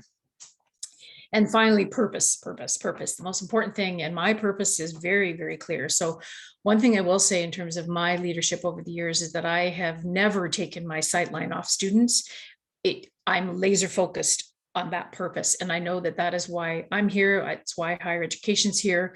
We're here to support the student journey. And that's always been a crystal clear, laser focused purpose for me in my career. And it just gets clearer all the time. It hasn't gone the other way for sure. So just have a few pictures of students here. The center one's Leap Junction because it's important, and we engage lots of student entrepreneurs at Leap. And I've been involved for a number of years in coming to see students. And also the other big piece in the upper left corner there, that picture is a staff. It's the student services staff group. Probably we're a little over 300 plus full-time in student services, and a number of other part-time people. And that was a portfolio day that we had. And I think, again, just reminding us that everything is about people. And that as a leader, my purpose is focused on students and supporting the student journey, and doing that through staff and other people. So that's kind of all of the realizations I came to as I was shifting my thinking on leadership over the years. I was also asked about mentor, and I have this picture here because this is a woman who was a strong mentor for me. And she was the vice president academic when I was at Georgian College, and she later became a president at Confederation College. I think she's also more recently received the Order of Canada. She's done a lot of work, public sector, on behalf of higher education. And for me, I mentioned her because she started her career as a critical care nurse. And so she really understood, she had a good perspective and understood that we were not dealing always with life and death, that we could always solve everything that we were working on. So she gave a lot of us perspective, and she had humor and courage. She was the kind of person who had a lot of optimism and style, grace, and she also, no matter what was falling down around her, she would hold her head high and keep moving forward. And I really admired that. And she was also there for me and understood me. And that was true for all individuals. She looked at everybody as an individual, and she took the time to understand people and to understood what moved or motivated people. And so I learned a lot from her at a young age in my career. I reported to her when I was in my 20s. And so it was very, very helpful to have somebody of her caliber to have as a direct mentor and report directly to. So I'm going to just speak a little bit about mistakes, and I do a little pause here in a moment, just on what we talked a little bit about mistakes that you make. I think for me, I've thought about this a little bit, and I think part of it for me was early on was just understanding that people are human and they are going to behave accordingly. And so probably one of my mistakes early on in my career was thinking I could just barrel through and get things moving and get things done, that I need to take time to understand people. And I realized that people behave in interesting ways. And sometimes when they're trying to get things accomplished, they'll play the odd little game. And so I've learned to call people's bluff over the years. I remember dealing with somebody once who I heard had a little game that she used to play with the previous manager, where she would book meetings at 4 o'clock on a Friday, because I guess that could wear him down and he used to want to get out. And so she booked one of those with me. There was a thing she was trying to have happen and wasn't going her way. So I sat down with her, and I because I'd heard this little story, I said to her, I looked at my watch and I said, well, I have all the time tonight. I don't have anywhere to go, so we can stay here until you solve this. So it was, we ended up in a good conversation. And I think she realized she wasn't going to just kind of break me down at that point. Also, I learned that not everyone has your same motivation. I mean, sometimes you may have what motivates you is different from what motivates other people. And sometimes early in my career, I made the mistake of maybe not developing a diverse enough lens on what motivates different people, assuming maybe people had the same kind of motivation I did, which isn't true. And I also just learned that people want to belong and seek to be heard and understood, and certainly not about you, never has been, or not about me in the case. Learning that leadership is truly about other people. It's not even about my own goals in most cases. It's about other people's goals and helping them to achieve them. So there were just some lessons maybe, or mistakes I made early on in my thinking. And I was also asked a bit about what I'm most proud of in terms of accomplishments. Probably for me, that I've helped so many students to follow their passions, and that I've hopefully made work fun and meaningful and purposeful for many people that I've worked with over the years. And also I think I've been able to balance work life and keep perspective on what matters. Like I said, that laser focus I've always had on students, it really just makes every decision easy, because I know that I'm always going to err on the side of advantaging the student. So it just makes decision making very clear when I have my focus really clear and I understand why I'm here. And also I opened 5 new libraries in my career from the time I started with the public library system. And I've got pictures right here of those. I contributed to the new public library that opened in Huntsville. I was involved significantly in the design, development, and opening of the Georgian College Library. Also, even Owen Sound at Georgian was a smaller library that opened. Early in my career, I was part of the Richmond Hill Public Library build, and I was the head of adult services at that public library when it was rebuilt in Richmond Hill. And then the upper right is Fanshawe. So we've just recently opened part 1 of the Fanshawe Library. So for me, and the reason I mention this is because I've always seen libraries as such a critical and important component of students' education, the kind of what I'd call serendipitous education that happens outside the classroom, when students can gather in their own way and under their own control and come together to share ideas and work together in a less formal environment. And libraries to me have always been such an important support to education that I think happens in a bit more of an innovation kind of environment. So I'm just going to pause there. Does anyone play Animal Crossing? If you do, you might know who this character is. It's Egbert from Animal Crossing. He's my favorite character, by the way. One of the ways I've passed the pandemic, I should maybe just stop sharing for just a second. How do I do that? A pause share? Just pause share? Pause share will just freeze your screen. You just have to hit stop share. Just do stop share? Yeah. Okay, good. Just for a minute, just to, yeah, so I don't know if anyone else knows, and I've passed part of the pandemic with it. My son actually bought me a year ago, a Nintendo Switch and this game, thinking I would probably find it creative and fun, and I did, and it's given me something lighthearted to do during all of the stress that we've been going through. It's been a daily barrage of decision making for a year, and so it's been very complex to do everything we've done at the college over the last year and a half. And I've been significantly involved in all of it, so it's kind of nice to have a little lighthearted. So I'm just going to pause there and see if anyone has anything. I'm going to talk a little bit about that book that I mentioned next, and some of the kind of leadership things that I think are important from it. But I wondered if anyone has questions or anything you'd like to chat about.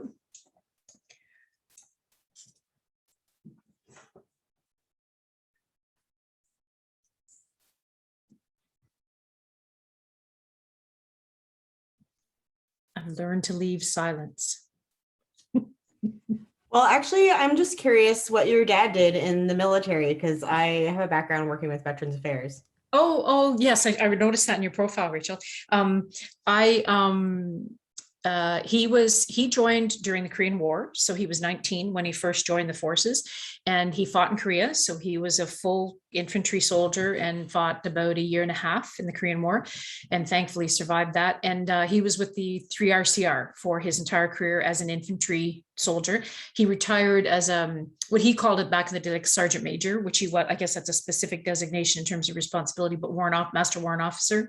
And that would have been early 80s when he actually retired. He stayed connected through associations and that, but that was his full career in the military. So I grew up on bases. Very impressive. Yeah, had a long career, and I think sometimes I use military expressions and I just forget because I was so used to growing up with it. Like I'll say something about the front lines and things like that, and I think I've got to stop these military expressions. But it's hard to get away. My entire childhood was about the military, and we were. I remember this will really age me, but the FLQ crisis that was happening through Quebec and everything at the back when I was just coming sort of junior high to high school, and I remember the military, we all had a 4 p.m. curfew. I was in Petawawa at the time, and we had to be in, and I remember all the military in their combat gear patrolling the streets. And so we were coming home from school, like it just was the norm for us. So we'd be coming home from school and they would be out in the streets, you guys have to go in, and they would be telling us to go in, but we were just so used to it, right? I think back and I think how that would probably be almost traumatizing to a young kid who's not been exposed to the military, right? Yeah. Absolutely. Military life is very unique. It is very unique. Yeah. And I only learned it secondhand, right? Because I was a child, but not certainly my dad's experience. Yeah. But it does shape you. Yeah. Any question that anyone? You good? Okay. I'm just going to finish up, and then if you have anything at the end, we can certainly come back. I've got to do the share. Now, do I just do share screen again? And click on that. Okay, there we go. Okay, perfect.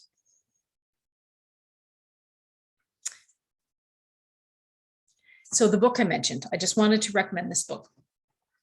And it's been an influence on me because when I talked about my parents and growing up, they were the strongest influence in me in terms of values and the way that I view the world. And my son certainly has been extending that in my debates and conversations with my son. So my worldview framed by my first family, extended and discussed further with my son. This book it's a book on leadership, but it's a unique approach because it's looking at lessons from leaders in social justice. So I found it really resonated for public sector, more so maybe than business. But as I read through some of your profiles, I could see that when I look at ethically the approaches some of you are taking to your work, I'm sure this would resonate with a number of you as well. And some of the key, there's these 9 leadership lessons that, oh, where did they go? Why are they not coming up on here? Oh, there we are. They're just coming up one at a time. Maybe. Oh, there we go. Just a little behind me. My computer's been a little slow the last couple of days. So, but this, just so you know, this is essentially the chapters in this book, and it's focused on what they do. Each chapter focuses on a different social justice leader and focuses on these different 9 topics. So I found it really, really interesting because it gives you a bit of a framework to think about leadership in terms of working with others and reflecting critically on your own practice and supporting growth and development in other people, understanding it as a collective and so on, and questioning yourself, learning about leadership as a democracy. So there's some really interesting stuff in here, depending on what your outlook is and the approach you would want to take to leadership. For me, it resonated, and it's just one that I recommend, and one that I actually worked with. We did a small leadership program for the student services leaders, and we used this book as a tool for that leadership program. And I was asked a bit about my leadership philosophy. You probably can tell from the book that, and I've just tried to highlight some key things here in terms of how I see leadership. And I really do believe, and why I mentioned my family, was that I think leadership is extremely unique to each individual and very values-based. And I see it as collaborative, and I emphasize kind of shared vision and shared goals.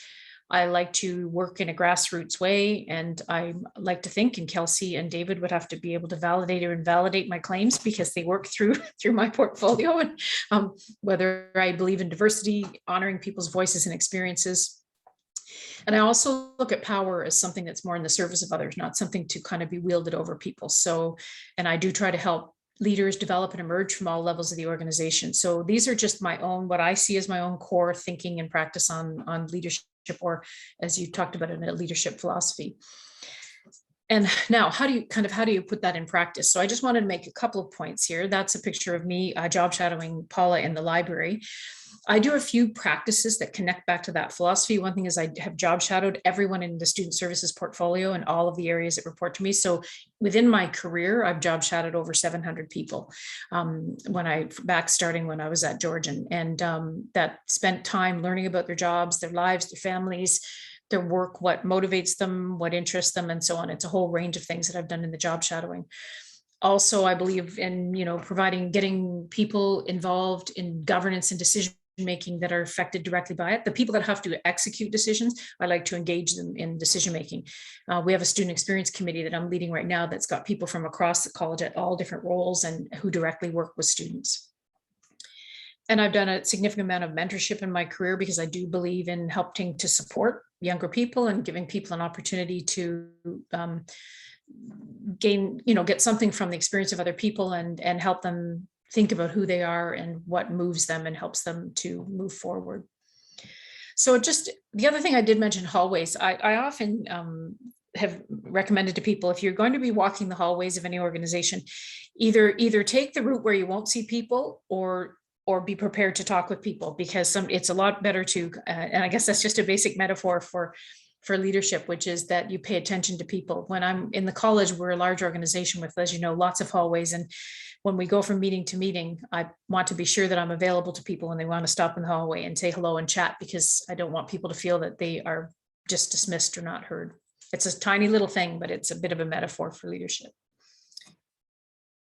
I want to make a comment. You mentioned, Kelsey, about a few different areas to comment on. Innovation is the one I want to focus on a bit, just because I think from an entrepreneur perspective, it's important. And I mean, I see diversity as really the cornerstone of innovation. And if we can bring diverse thinking together, and it's one of the reasons I like libraries, and I've always supported them, because they're the one space on campus where all of the different disciplines gather very informally and serendipitously, without any particular they're not necessarily directed. Students aren't told necessarily, other than when they're in a class that's focused that way, to go to the library and do whatever. So it's an interesting environment, I find, for unique connections to happen, and unexpectedly.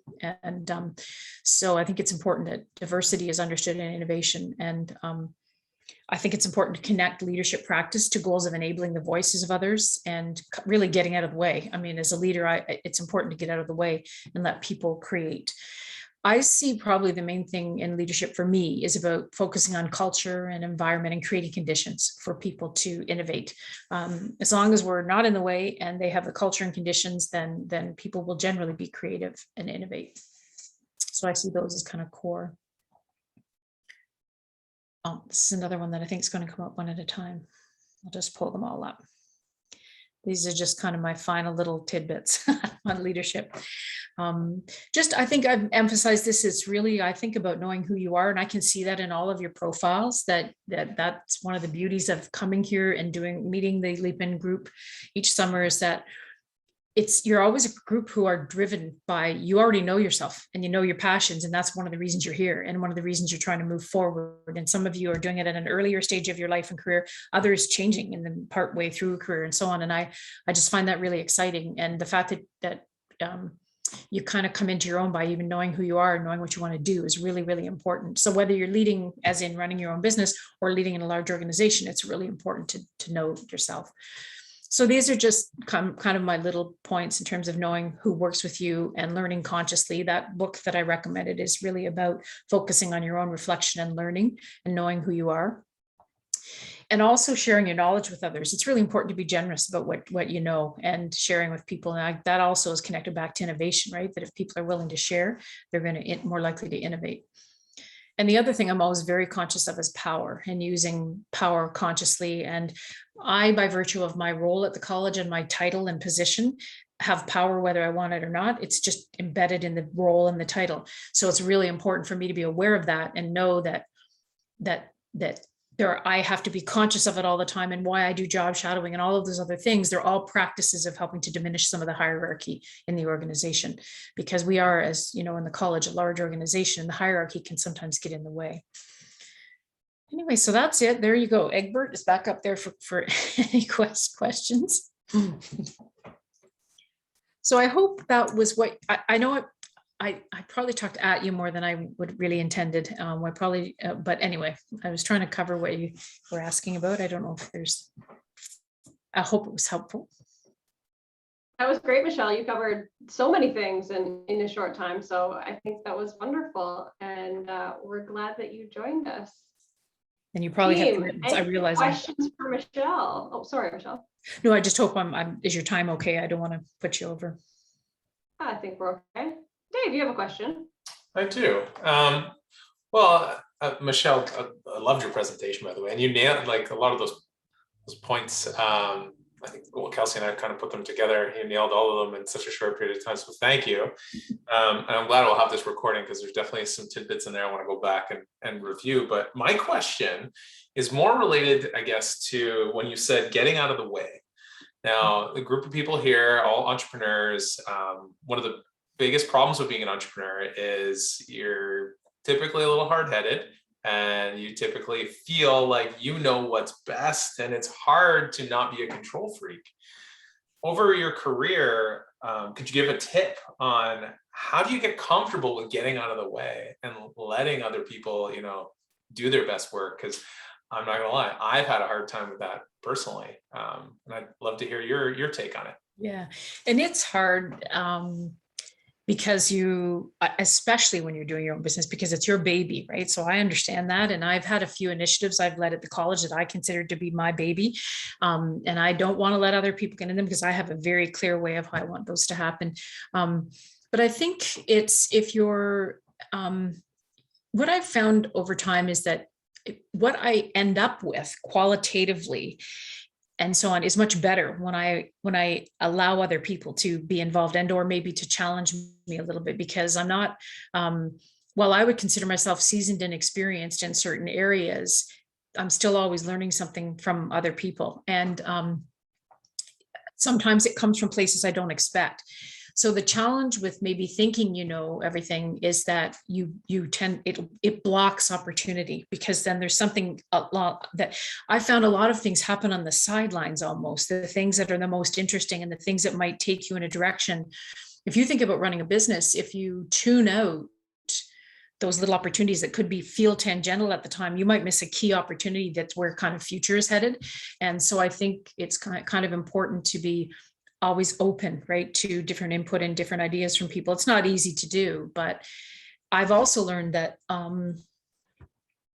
if I can influence too, from a quality perspective, sometimes if I have to take it sort of a step back, I also think, okay, if I can't control this, maybe I can influence this, right? So sometimes I work with somebody in more of a role of trying to convince or bring on board. I know sometimes I've had to step back.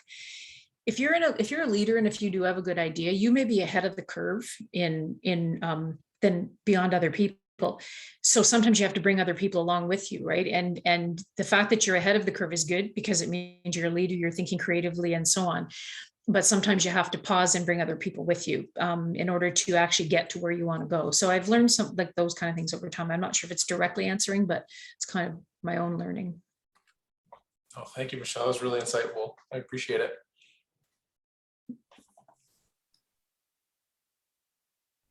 Sleepers, any questions from anyone else? Rachel's dog looks like he's ready to ask a question.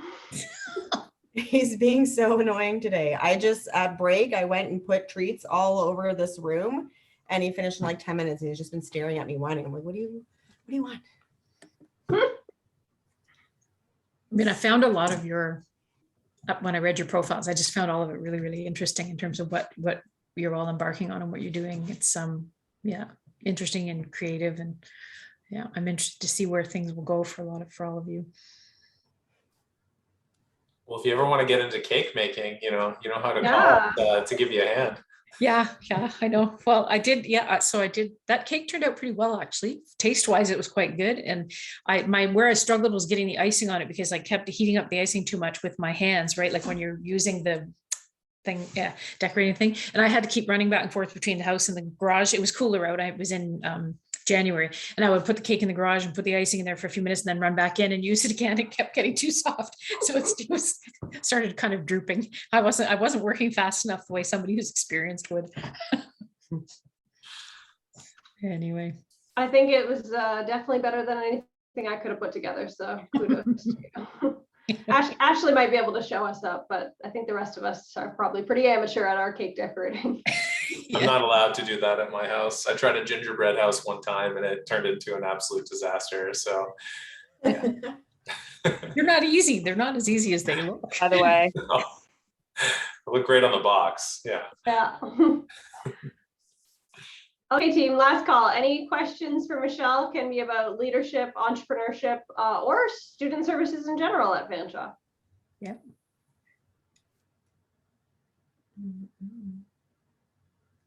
Good. Everyone tired? Long day. When did your day start today?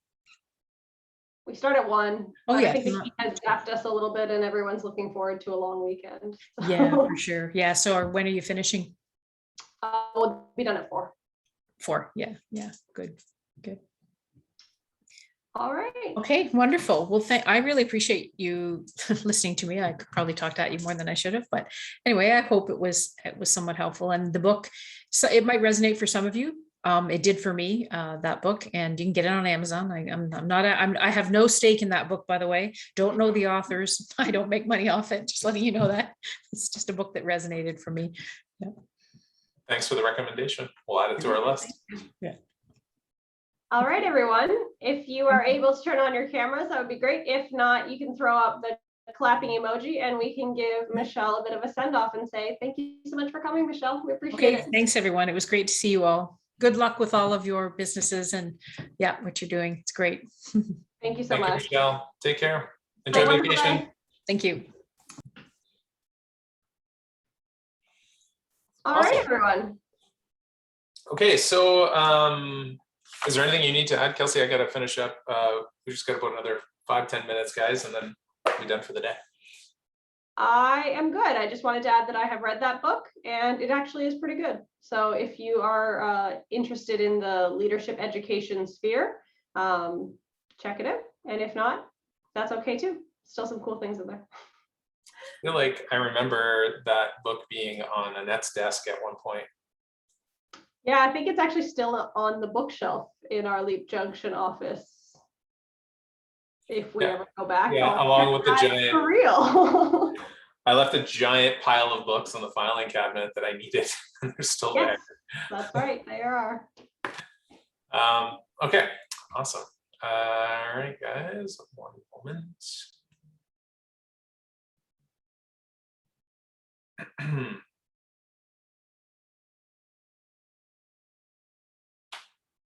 Cool. Okay, so we're just going to pick up where we left off, which was just talking about some of the specifics of the management and organizational plan inside of your business plan. I just want to make sure that you guys got all the details so that you can fill out this portion correctly. So I know some of you still might be thinking this, which is, why do I need to have a management and organization plan when I'm a sole proprietor and the only person in my business?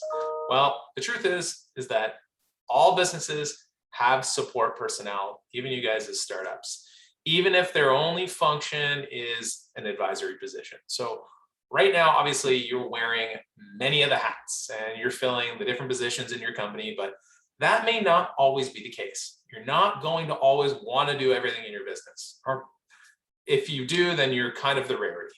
So this is good practice to start to identify those roles that need filling and to start building SOPs or standard operating procedures around these positions and around these procedures.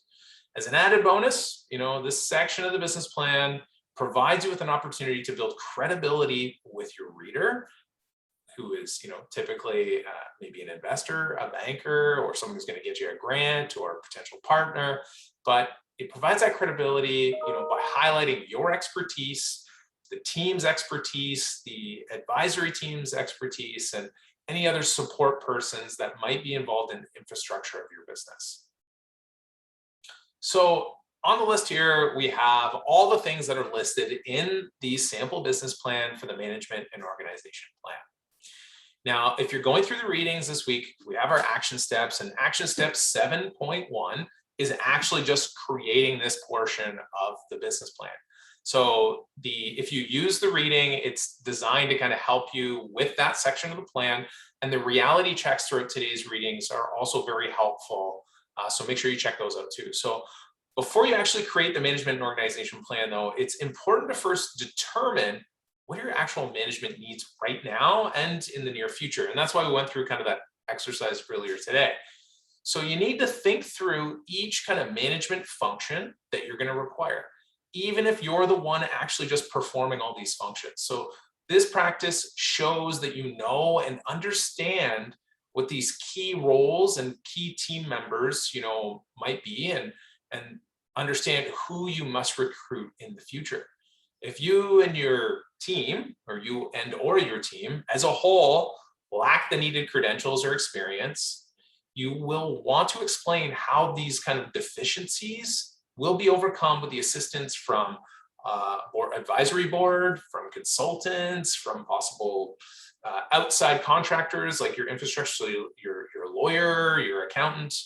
You want to kind of highlight how, okay, these individuals are going to make up for those weaknesses we have right now. Or, my plan is in the future, I will bring someone in like X. So things you need to include here. First and foremost, legal form of the business, we're going to cover next week, but that's, sole proprietorship, corporation, partnership, nonprofit. And you're going to have to say, why did you choose this, this form of ownership? Under the management team area, here you're just talking about, what is your contribution to the team? Who are the key management team members, and what are their job descriptions and prior experiences? If it's just you, it's just about you. Can be what are their titles, prior to this, what job did they hold if you do have team members. But you're just looking mainly for experience and qualifications. And if you don't have those individuals, what are the experience and qualifications desired for future management positions, and when and how will you fill these positions? That's important to note. For the advisory board or board of directors, you just want their names, how they're being compensated, and if they have any ownership in the company, and what are their qualifications related to your business. So what do they bring into the table? For recruitment and selection of employees, what is your plan to find and hire these self-motivated people for your business? What are their required qualifications? What duties might they perform? And you could even go into interview and hiring guidelines that are to be followed if you've created that already. But we need to understand, what are you planning on doing for recruitment and bringing people in? Now, if you have no plans to do that, then don't include this in your business plan. It's that simple. For compensation and ownership, okay, so what's the compensation package for you as the entrepreneur and anybody else that's a team member? salaries? What are your benefits? Are there bonuses? What portion of the business is owned by you and anybody else? Okay. Something to be reminded of here is your salary is listed as an expense of the business. So if you've been using the financial facts worksheet that was introduced way back earlier in kind of, I think, beginning of week three, a lot of entrepreneurs, they often say, I'll take profits that are left in the business. I do not recommend saying that because it's a slippery slope. Without properly documenting your salary or owner's draw, you're misrepresenting your business's true costs, okay? And this can lead to some serious problems down the line if it's unchecked. So just a word of caution there. The employee reward and incentive plan. So what we're looking for here is what system for employee rewards and incentives will be in effect? Like, what are you thinking about that you would like to have, okay? And what is the specifics of that plan? Is there going to be awards, employee appreciation day? Are you going to do bonuses? Are you going to, so get creative here, have fun with that.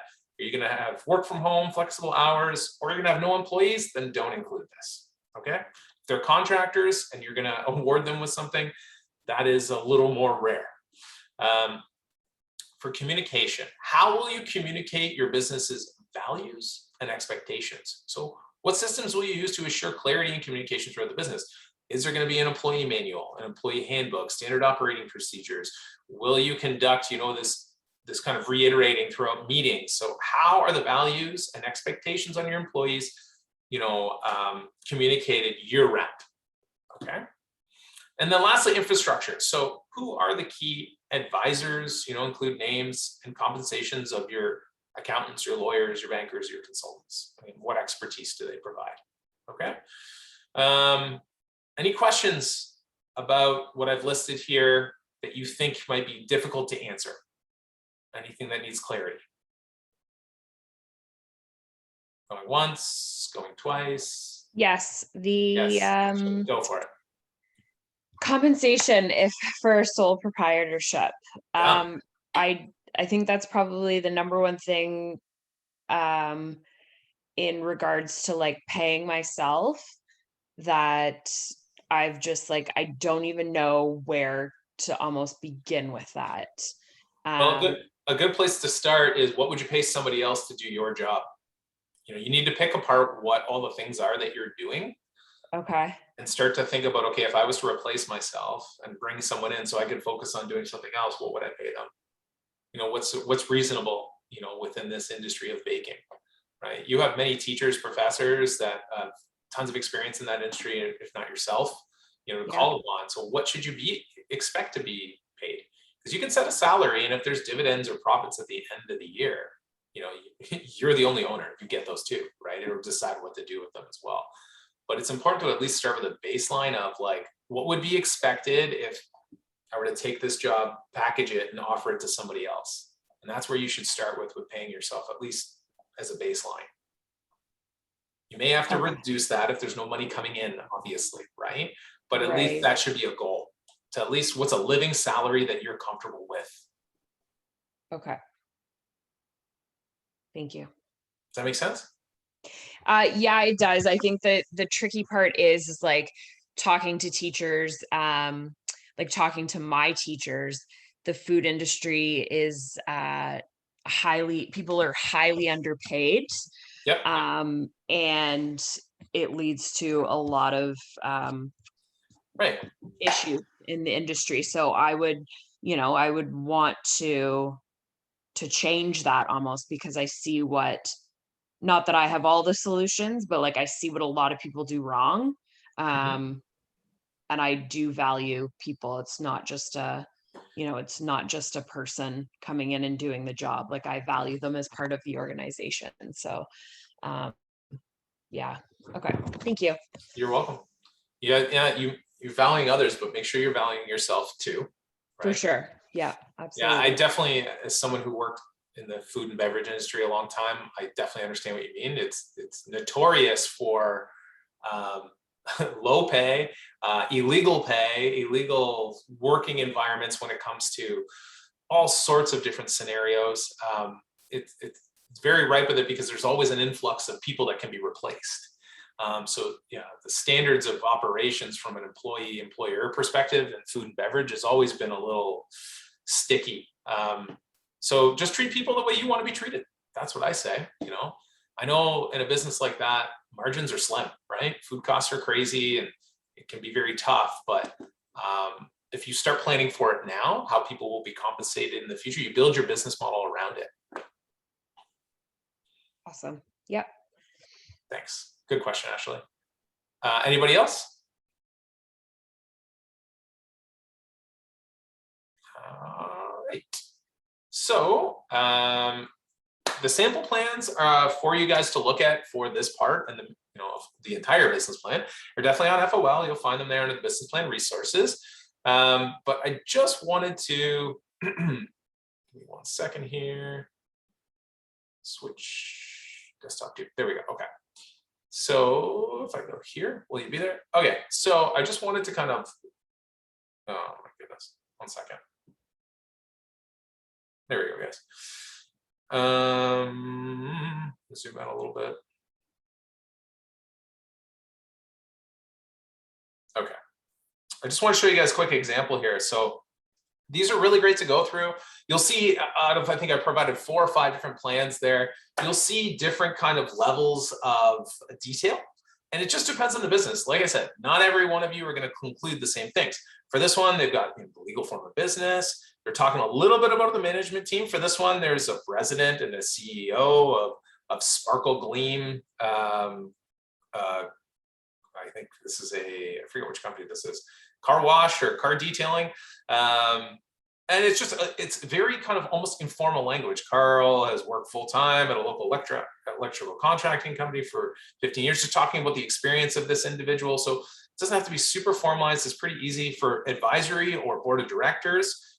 There's a couple people listed. There's 2 people here for their board of directors, contact information and where they can find for advisory board. It's pretty informal. It's currently there's just 4 people on the board, when they're meeting, how often they're meeting, the timing of those, and then who they are and what they bring to the table. Recruitment and selection of employees, it's pretty straightforward.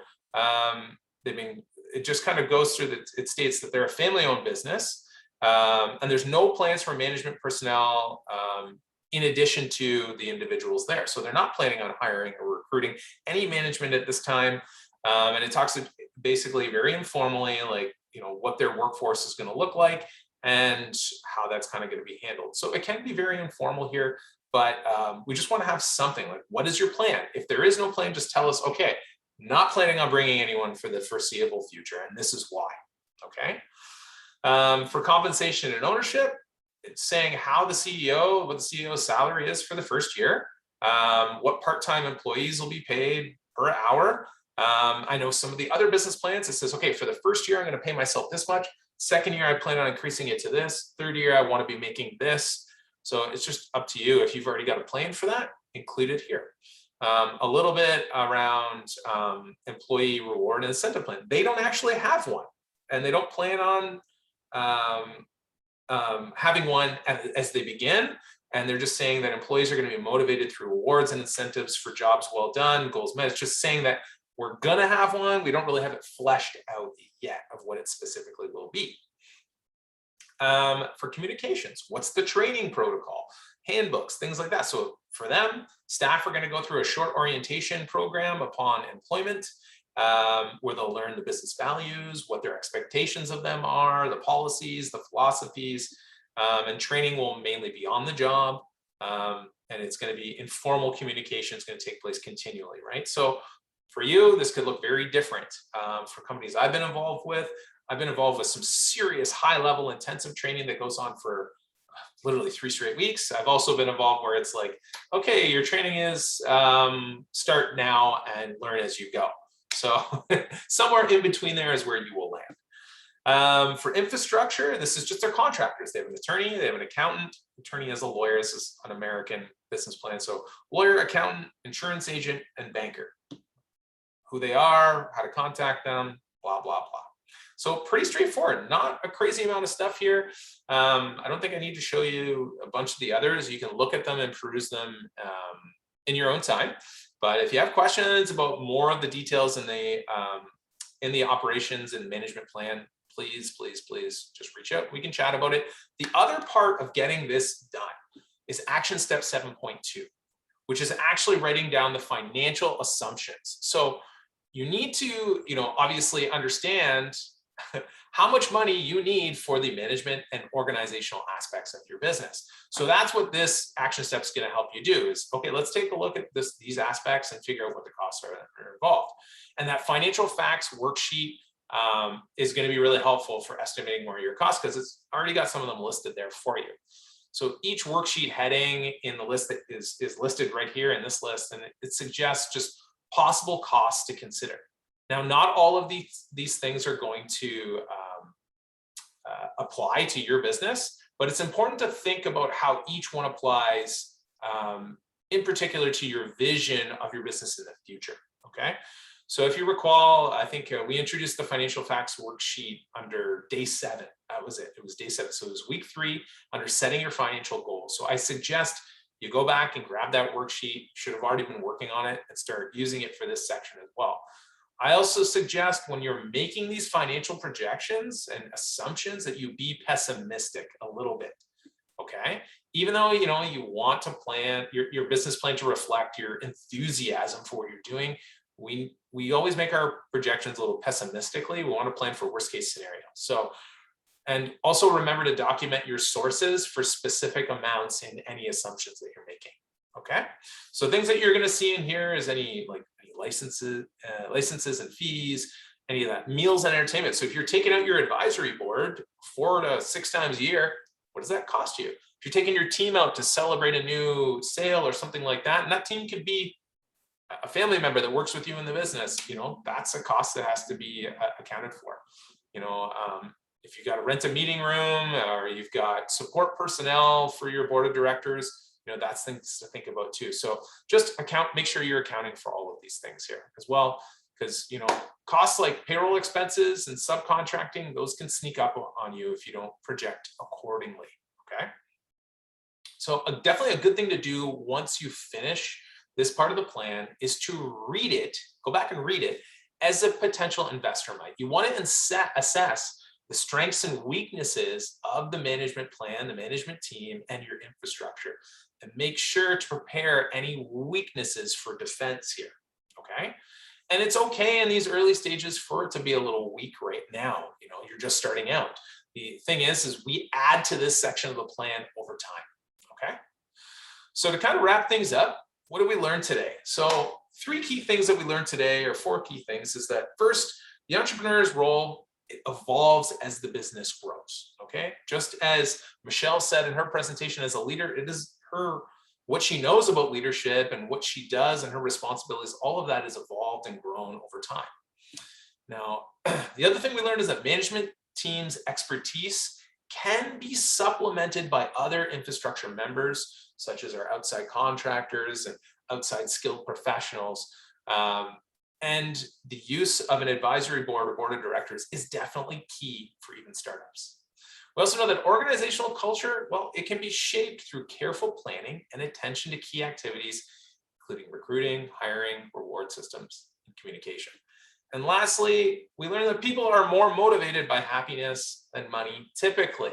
And I know we've run out of time, but I wanted to show you guys a video, but I don't think we have time for it. If you want to stick around, I'll definitely watch it with you. It's like 10 minutes. It's really funny if you've never watched the show before. So this brings us to our action steps again, 7.1, 7.2. And this module completion marks the last of kind of the financial assumptions that you'll have to complete for your business plan. Okay.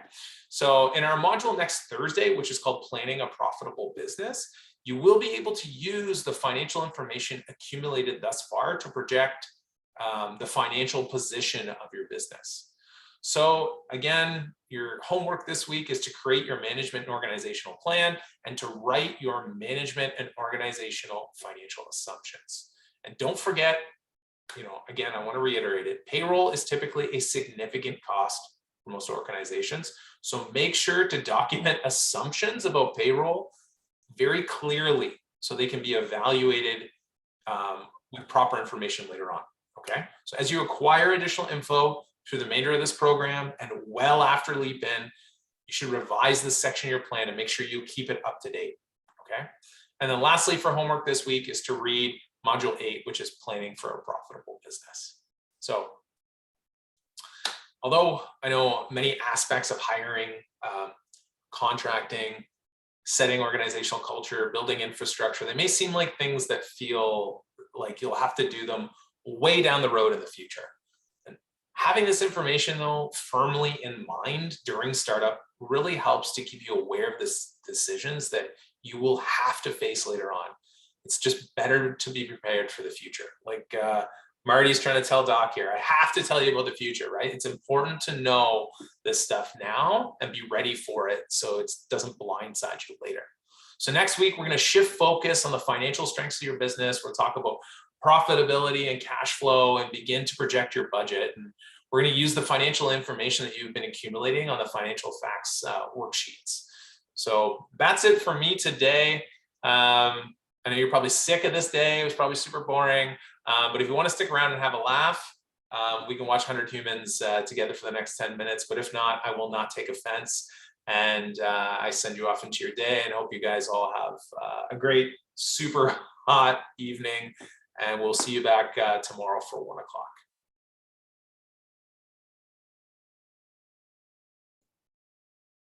Does anyone have any questions? Yeah.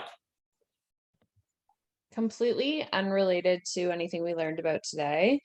Do you know if we have access to Adobe Pro through Leap or through Fanshawe? Adobe Pro? Do you mean Premiere Pro?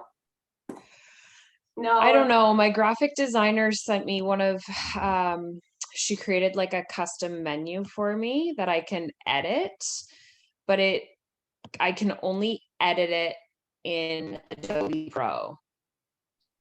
The answer to your question is yes, Ashley. You do have access to Adobe Pro, fsu.ca/Adobe, and you can download it through the Fanshawe Student Union. But I just want to point out, I don't think Adobe Pro is an actual program. Yeah. Adobe Pro? Yeah. What program? I know they have Pro after, but it's usually one of those programs. You're probably looking for Illustrator, I would assume. No, she's looking, it's Adobe Acrobat. The version where you can edit documents right in it. Acrobat. Okay, so that is the program. Yeah. No, Adobe Acrobat's the basic. Adobe Pro is the version after that. I thought it was Adobe Acrobat Pro because there's Adobe Premiere, Adobe Premiere Pro. Anyways, semantics, doesn't matter. Okay. Yes, you have access to it, Ashley. Just go through the FSU. Okay, thanks. Bye.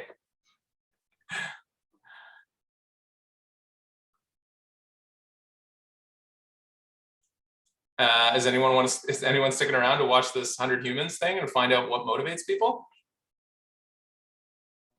No. I had a question and yeah, now go I ahead, don't Abigail. remember what it is. So I'm gonna sit here for a